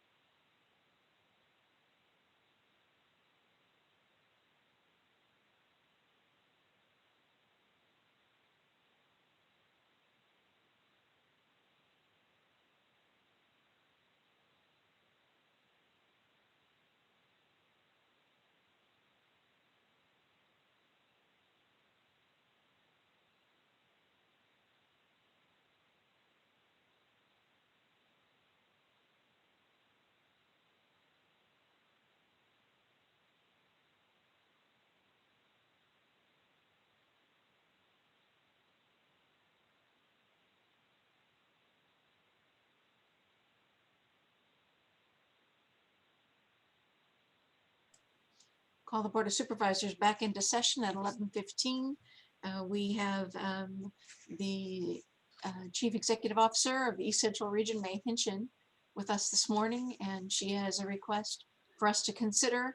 And Dawn, if you want to share your screen with May's request, May, I'll turn it over to you. Thank you, Anne. Good morning, everyone. Last Thursday, or I'm sorry, let me back up a little bit more than that. Last July, we had an approval from the Regional Governing Board and then approval by the Dubuque County Board for me to hire an administrative assistant at the rate of 20 hours per week. Since July, with the CARES Act and the administration of the CARES Act funds, Shelley Klotwijk has been, my administrative assistant has done a really good job and has proved to be really valuable as a contributing member to our team. So last Thursday, I asked the Regional Governing Board to approve an additional 10 hours for Shelley per week. Those additional 10 hours from the time period of today, if it is approved February 1st until June 30th, would be funded by CARES Act dollars, because this is something that is related to the pandemic, the administration of our CARES Act funds, and was not previously budgeted. So that makes it eligible for CARES Act dollars. And then, because I don't want to do that to an employee and I value Shelley's work, I want to create sustainability in the position. So it is also in the budget for the region, the operation budget for the region beginning July 1st of this year. So for FY22, that be a permanent increase of Shelley's time from 20 to 30 hours per week. So this, because this last half of this fiscal year is funded by the CARES Act, and then next fiscal year, the operating budget of the region, this is a position that is 100% reimbursed to Dubuque County through the region. So today I would just be looking for your approval to increase Shelley's hours from 20 to 30 per week.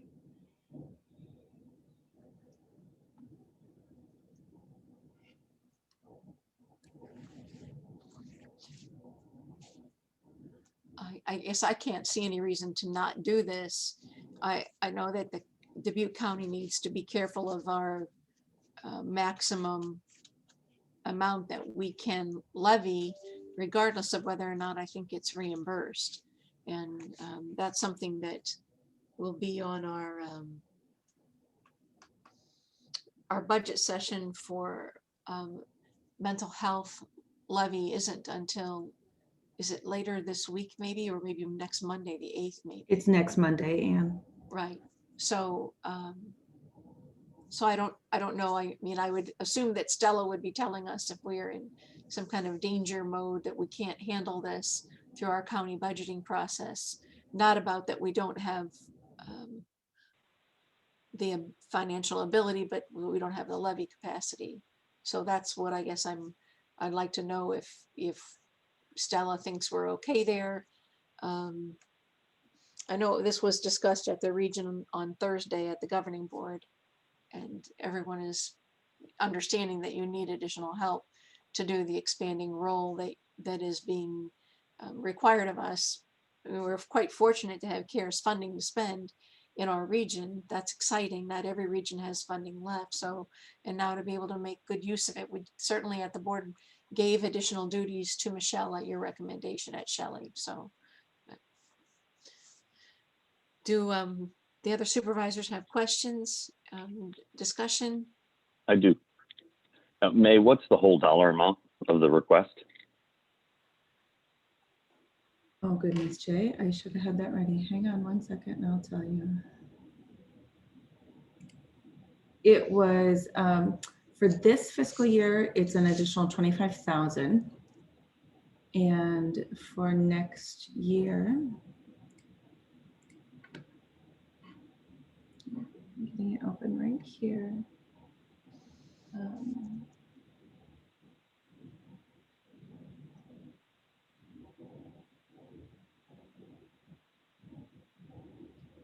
Don't have the additional amount. I'm sorry, it's 12,651 for this year. So, and that's 6 months. So double, it would be the 25,000 total for next year, additional.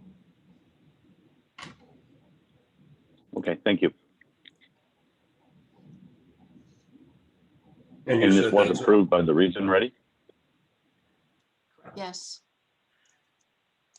you said that's 100% reimbursed, right? it will be. Okay. Okay. Yes.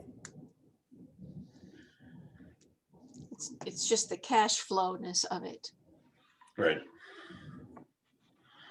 Chair McDonough, this is Dawn. Procedurally, if there's consensus by this board, what we'll have Stella do is to include this increase in the FY21 amendment.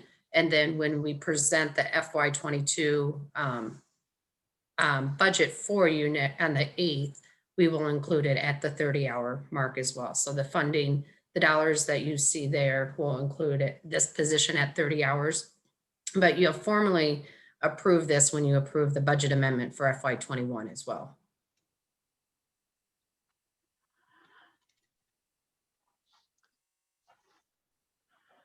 So if there is consensus to approve May's request, then we'll work with Stella to ensure that that gets captured in the budget amendment in the FY22 budget. I'm comfortable with it. I am too. I As guess, well. Go ahead, Harley. yeah, I'm fine with it. I don't know if you needed some type of motion, but, or if we just in consensus. Well, it's not set for direct action. Yeah, I didn't think so. Right, but having consensus is how we know that we don't have any further questions, so we'll want to put it on for formal resolution, formal motion at our next meeting, but we're going to be on the 8th anyway. We'll be with DD will be on that afternoon we'll be on our budget meetings. And I can work with Stella because I believe this would just be part of the budget amendment that she'll present in March. That additional funding will be there. Right. May, we have a few more minutes here before we go to at 11:30 our next meeting. Would you want to take a moment or two to bring the Board of Supervisors any kind of a thumbnail sketch if we about the CARES funding and what the plans are going to be to use additional care funding dollars starting immediately? Sure, I'd be happy to. So as Supervisor McDonough indicated, we have dollars left of our CARES funds. Some of the regions didn't have as much as we did in allocation to begin with. If you remember, the CARES Act funds were allocated by the governor per capita. So because the East Central region has the largest per capita in the state, we received the most amount of money of those CARES Act dollars. We received $5.7 million, and try as we might and hurry as we did from August until December, we spent about 2.1 million of those dollars. We spent a lot of money of that 2.1 million on PPE, technology to ensure that people could access services via telehealth, and then some on staff salaries because some provider agencies had overtime associated with the pandemic if some staff were out sick and they had to call other people in. And then we did some really good creative projects as well to try to improve access to brain health services. At the end of December, we thought we had to return that money to the state, but when Congress reauthorized the CARES Act fund and then the CARES Act bill, and then President Trump signed it towards the end of December, the Department of Human Services let us know that we now had access to those funds until June 30th of this year. So just through the end of the fiscal year. And as I told the Regional Governing Board last week, sure wish I had known back in July that we'd have a whole year to plan for this. Our planning might have been a little bit different. But as it is, now we know that we have the funds available to us again, or still, until June 30th. We have $3.6 million available. So the plan that I presented to the Regional Governing Board last week was more of an emphasis on access to brain health services and more tighter alignment with the region's strategic plan. So less interested this time around in purchasing PPE because I know we bought a lot of it the last time, and hopefully people, provider agencies are well stocked, and less emphasis on technology because we bought a lot of that too. So we have allocated about $1.5 million of that 3.6 to children's brain health. About $1 million of that will be available to school districts to access those dollars. So we have a tiered system that school districts are allowed to access those dollars based on their enrollment. We have 39 school districts in the region. 21 of them have less than 1,000 students. Those districts would be eligible for $25,000. We have 13 school districts in the region that have between 1,001 and 5,000 students. They would be eligible for $50,000. And then we have 5 school districts who have more than 5,000 students, and they would be eligible for $75,000. We are requiring that districts, when they access those dollars, focus their projects on social emotional learning or student brain health and/or student brain health. And we have about another $500,000 for children's behavioral health providers to do some additional contracting with them to provide brain health supports for children and families. So the other, we have about $2 million allocated to adult brain health. We had our mental well-being support project that we started last August. We first started it with teachers, then we expanded it to healthcare providers, law enforcement, first responders, and people who work in long-term care facilities. Those population groups were eligible for 3 mental wellness coaching sessions and 2 outpatient therapy sessions. Without any questions asked, don't have to fill out an application. You just get these 5 sessions. And so with our second round of the CARES Act, we are opening that mental well-being project open to every single person in the region who presents at one of our community mental health centers who indicates that their brain health needs are related to the pandemic. So we really are trying to remove any barriers to people accessing services.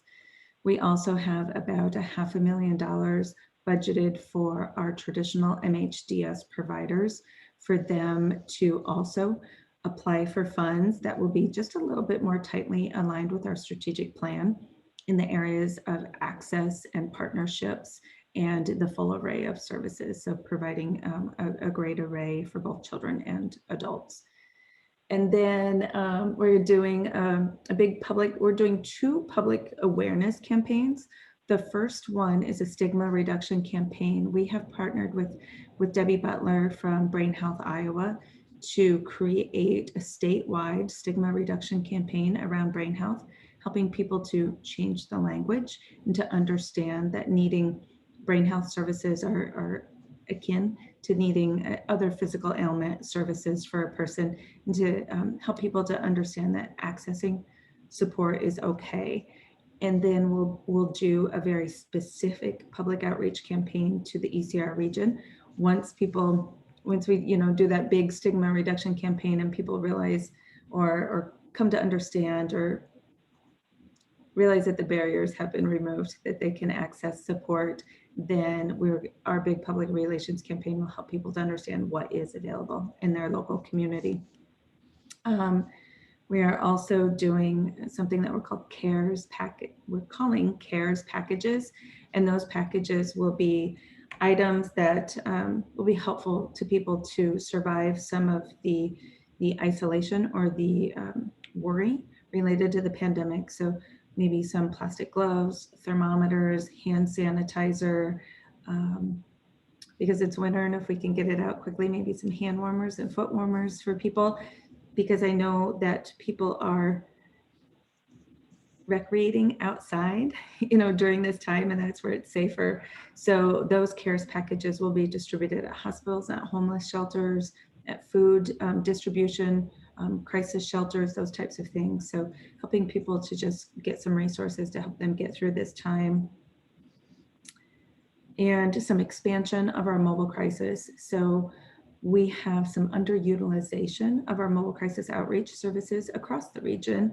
And so some additional contracts with our mobile crisis providers to build relationships and to provide enough outreach that people know that it's there and available for them. So it's a lot of work. It's a lot of work to do to try to spend that $3.6 million in the next 5 months, because once again, we have to make sure that everything that we spend is related to the pandemic directly or a second order effect from the pandemic. So we have a lot of work to do that we'll be starting on this week. Thank you, May. I know several providers in our city and in our community and the county have taken advantage of those CARES Act dollars. You've made it accessible. Yes. I just would a comment that I wasn't able to provide to you before, but at the Clark Board of Trustees meeting, we heard from our faculty members who are impacted by the pandemic and the repeating comments from professors indicating how their brain health was impacted and is on an ongoing basis because of the isolation and the quarantine and not having students in the room. And it was really quite moving to hear from faculty and staff members at the university at every level. But something that struck me particularly is a Clark nursing professor was talking about her interaction with student nurses who at the height of the overwhelming of our health services in our hospitals were being literally on the front lines, and they were the only person in the room when one of our citizens died. And the impact of that on a nursing student and the overwhelming feeling of, I'm a nursing student, what's my support for this? And so I'm thinking that these CARES Act dollars of every citizen having the ability to get 5 appointments and how needed that is among, we are a community of college students that have been impacted too by the pandemic, and our faculty. Just if we can get that message out to people, I think you can pretty easily see how citizens would want to take advantage of these additional resources to help us through brain health issues. So I have always admired your work, May, and I think you've done a great job as our CEO of getting this done and then being responsive and looking for ways to be better, such as asking for Shelley's hours to increase. So I appreciate that. Do my colleagues have questions for May? I have nothing. I do not. Thank you. Thank you, May, for sticking around Thank a little you all. longer. I appreciate the update. Thank you, May. Have a great afternoon. You too. All right, well, we'll move on. And the final item on our agenda is a new section that Ed has put on to kind of try to bring together some discussion time, I think, for supervisors. I'm going to pass it over to you, Ed, and see how you want us to, how do you kind of vision this to be helpful to us? Thank you, Supervisor McDonough. This is Ed Raber. I'm kind of doing this kind of early in the legislative session, just to let you know. So I'm not exactly sure how the three of you and potentially other department heads or elected officials in the county might want to interact with this. This is just based on some conversation we had at a couple of weeks ago at a Urban Counties Coalition meeting. Some other supervisors from other counties mentioned that they have a standing agenda item during the legislative session to allow discussion between supervisors and maybe staff or other county elected officials regarding legislation that is in front of the legislature. And because you can't do it, you can't really have that kind of discussion outside of these public meetings. I can certainly talk with any of you about a particular bill, but this is where we wanted to do that. So as opposed to just, if it was helpful to you, I might want to highlight in future meetings bills as they approach the funnel and how they're affecting us, trying to follow throughout the week the Iowa State Association of Counties, as well as the Urban Counties Coalition list of bills, which is a fairly overwhelming amount of bills. They noted to us last Friday during a call that Supervisor Potoff and I participated in, that that was the last day, that Thursday was the last day for individual legislators to submit bills. And so you see a lot of things that come out just because any legislator can submit a bill on anything, and then it starts to get more focused down. It has to be bills coming out of committee, and then there's a funnel that will come up. I think you're probably somewhat familiar with that.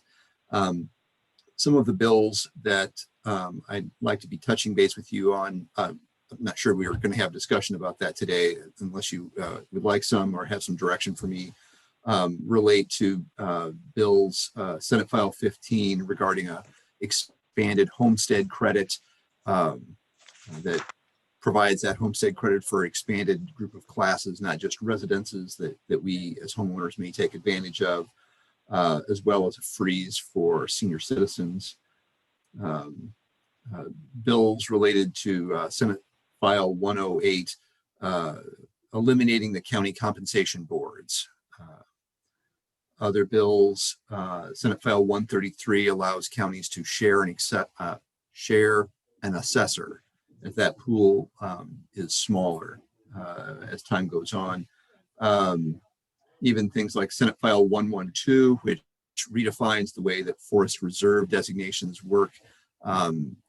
Surprisingly, these are issues that affect a lot of our departments, and it's been great. I've been able to reach out to a number of those department heads, and they've had some great feedback. So as these bills march along, I'm hoping to be able to bring these back to you so that you're aware of some of the legislation that's being proposed that directly impacts counties, either in what they're allowing you to regulate, or the manner in which you do it, or not to regulate, or that would by definition affect the tax base, just so that you're aware of them. And if there are issues that you'd like to take a stand with the United Urban Counties Coalition, this is just supposed to be informal, and hoping to breathe a little bit more framework to it as the session starts to march along toward times when our input is more valuable. I think it's helpful. Supervisor Potoff Harley I have done the UCC over the last 2 years, trying to find a moment when we can get the 3 supervisors to discuss or even come to consensus. The UCC group will ask us, where's Dubuque County on this? And, we're really not even necessarily in the room on it because we haven't come to any consensus. So, we're just now getting to, I think, a little bit more firm state of, this is my understanding of the state legislature and how they move this through, but, anything that sticks, and now they're going to do it, and maybe it always seems there's some surprises what comes up and what moves forward. But so, I think it's a good thing to do. But I think it should be a little bit more pointed than a little bit more. It will be more helpful to me.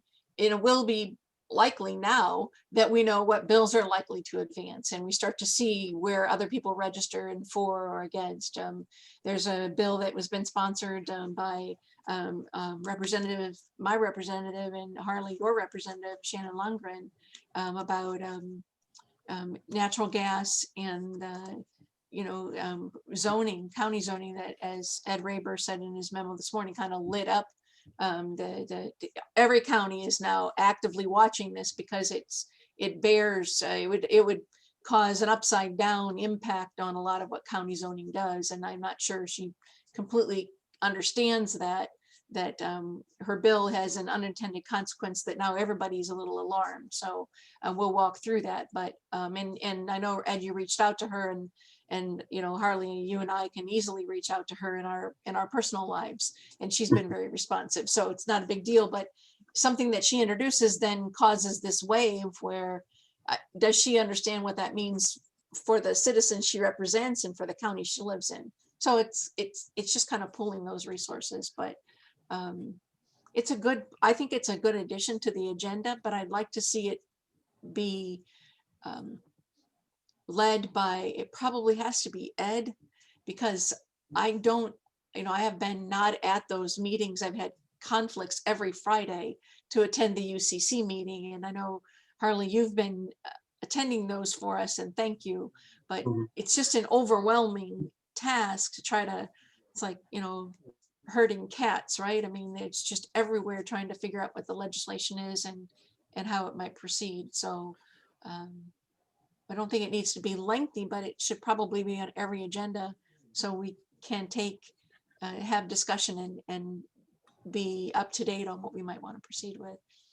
I know, Ed, at this point, you have reached out more probably than ever before in Dubuque County to engage our department heads on specific statutes or bills that have been introduced, not statutes, but to say, could you give us an impact? I mean, we got some response right away from County Assessor Dave Kubik that just absolutely sent that on to Senator Pam Yocum and Carrie Kelker. And I mean, all of a sudden we had our local county assessor is a statewide expert, and he pretty much laid out what's good and bad about that proposed bill. So I don't even know if that's going to proceed, Ed. I'm not sure, where that is. Yeah.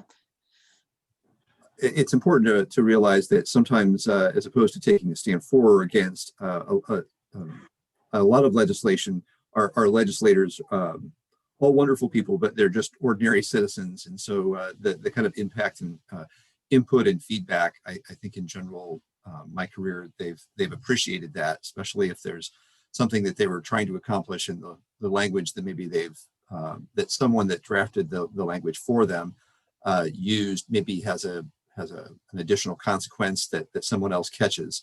So helping them to understand those is a helpful thing as they move along and try to make useful and helpful legislation for the state. So I've appreciated that, and I've certainly appreciated the department heads in the county where I've shot them a note, and they've if it's something they haven't been following, they have, and if they have an opinion, they have been very quick to share that. So moving forward, I'll try to synthesize what we talk about through the UCC phone call meeting we have on Fridays, and bring that back. So far, it's been sort of a huge pool of bills, and it's really hard to keep track of that. It will become a little bit simpler as the funnels approach, and bills that were just an idea that don't gain traction within the legislature, they will fall away. And so fairly quickly, we'll be able to understand what bills are affecting counties, and we'll be able to zero in on those a little bit easier. It'll be a smaller number. So I would like to have a little bit more flesh to how this goes. This is just to let you know that that's what we'd like to do through the rest of the session. Hopefully this is useful. If there's a different way to approach it, I'm very happy to do that. Looking forward to ongoing feedback that happens during here, or if someone has a comment or something else that they'd like me to follow up on outside of this time, that's just fine, and I will do that for you, supervisors. I would have just maybe a little bit of a question, Ed, about, again, I haven't had an opportunity to be, I think only on, I don't think I've been on any UCC stuff this year. I just haven't. Some preliminary things, but not since they actually started meeting. So other counties rely on persons such as yourself to kind of field more of the legislation issues, to track down that are the communication piece between supervisors, and to kind of key up the supervisors as to where we might want to be. And I know that that some of our lobbyists have actually given you some tasks about, well, Ed, could you track that down? I really would like you to not be a resource for our lobbyists necessarily. So I just want to be sensitive to that your skills are best used when they inform us, and not, we do pay, as Supervisor Wickham's reminded us, a significant amount of money to them.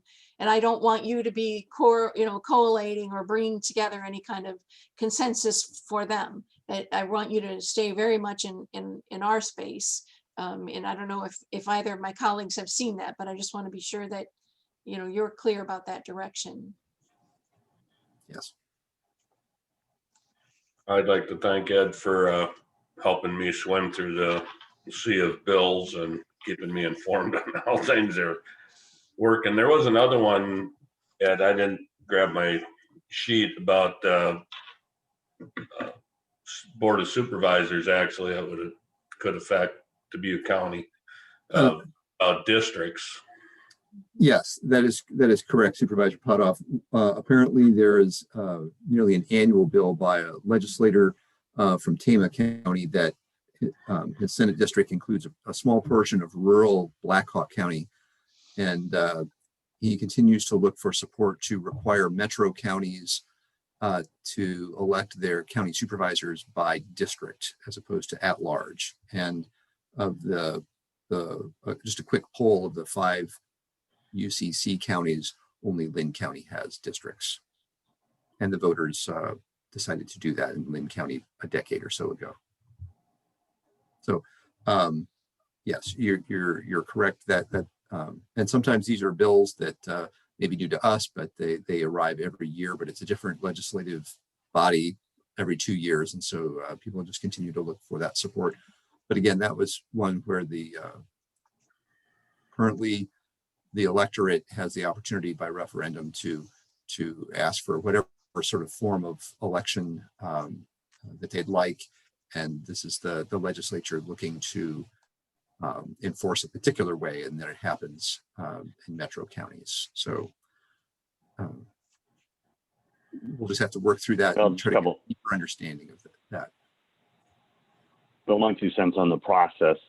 One, I've been a little less enthused about the UCC lobbyist effort. At this point, I just haven't seen the results and the impact for the amount we're paying. And so I probably will not be supporting that in the upcoming budget. Like the people, and they do a wonderful job. I just don't feel the impact is there. The other thing I would caution the board with, you're talking about political things, and we are R's and D's. I think we love each other and we work as well as we can. But that might always not be the same in the State House. And so having a paid Dubuque County person either educating or informing, which sounds good, but lobbying probably does not sound good.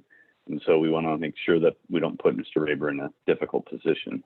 So that would be my one thought. The other thought is, if we're going to have updates, let's go right to the people we pay.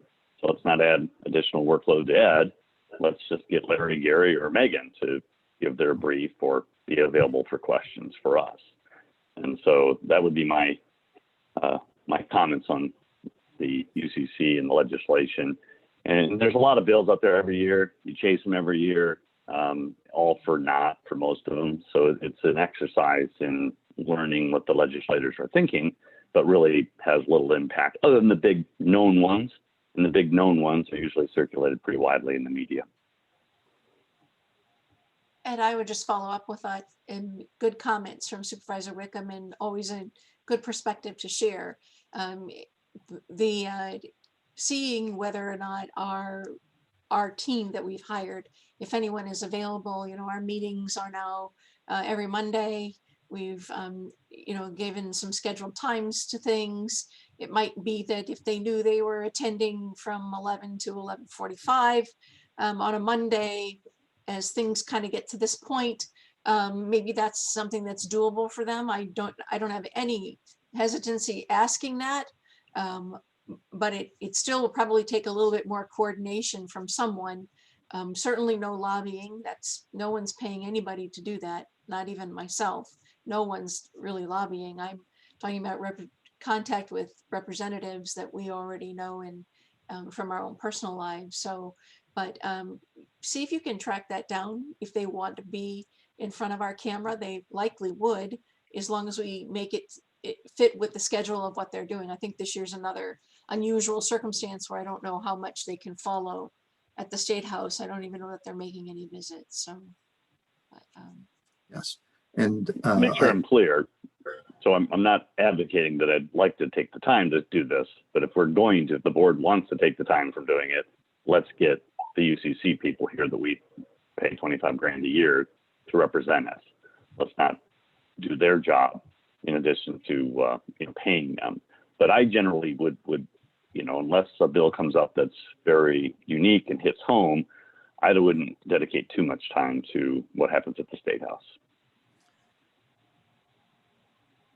I concur with that sentiment, Supervisor Wickham. And to be clear, we will be doing no lobbying, just trying to get a deeper understanding of what's going on. I will reach out to the UCC staff to find out at some key points. That probably is not weekly, but at some key points, if we need to be in touch with them, that this is when we meet and we'd like to have you here for that discussion. So that seems like a doable thing to request from them. I've never found that any of our state reps have not been, state representatives and senators have not been appreciative of anything that we send to them that informs them about the effect on Dubuque County business.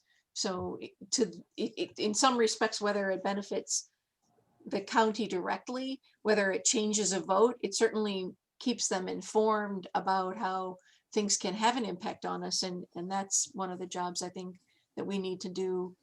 I would welcome it being done, and I welcome what you're doing, Ed, to make it a little bit more effective and more organized. And that is helpful.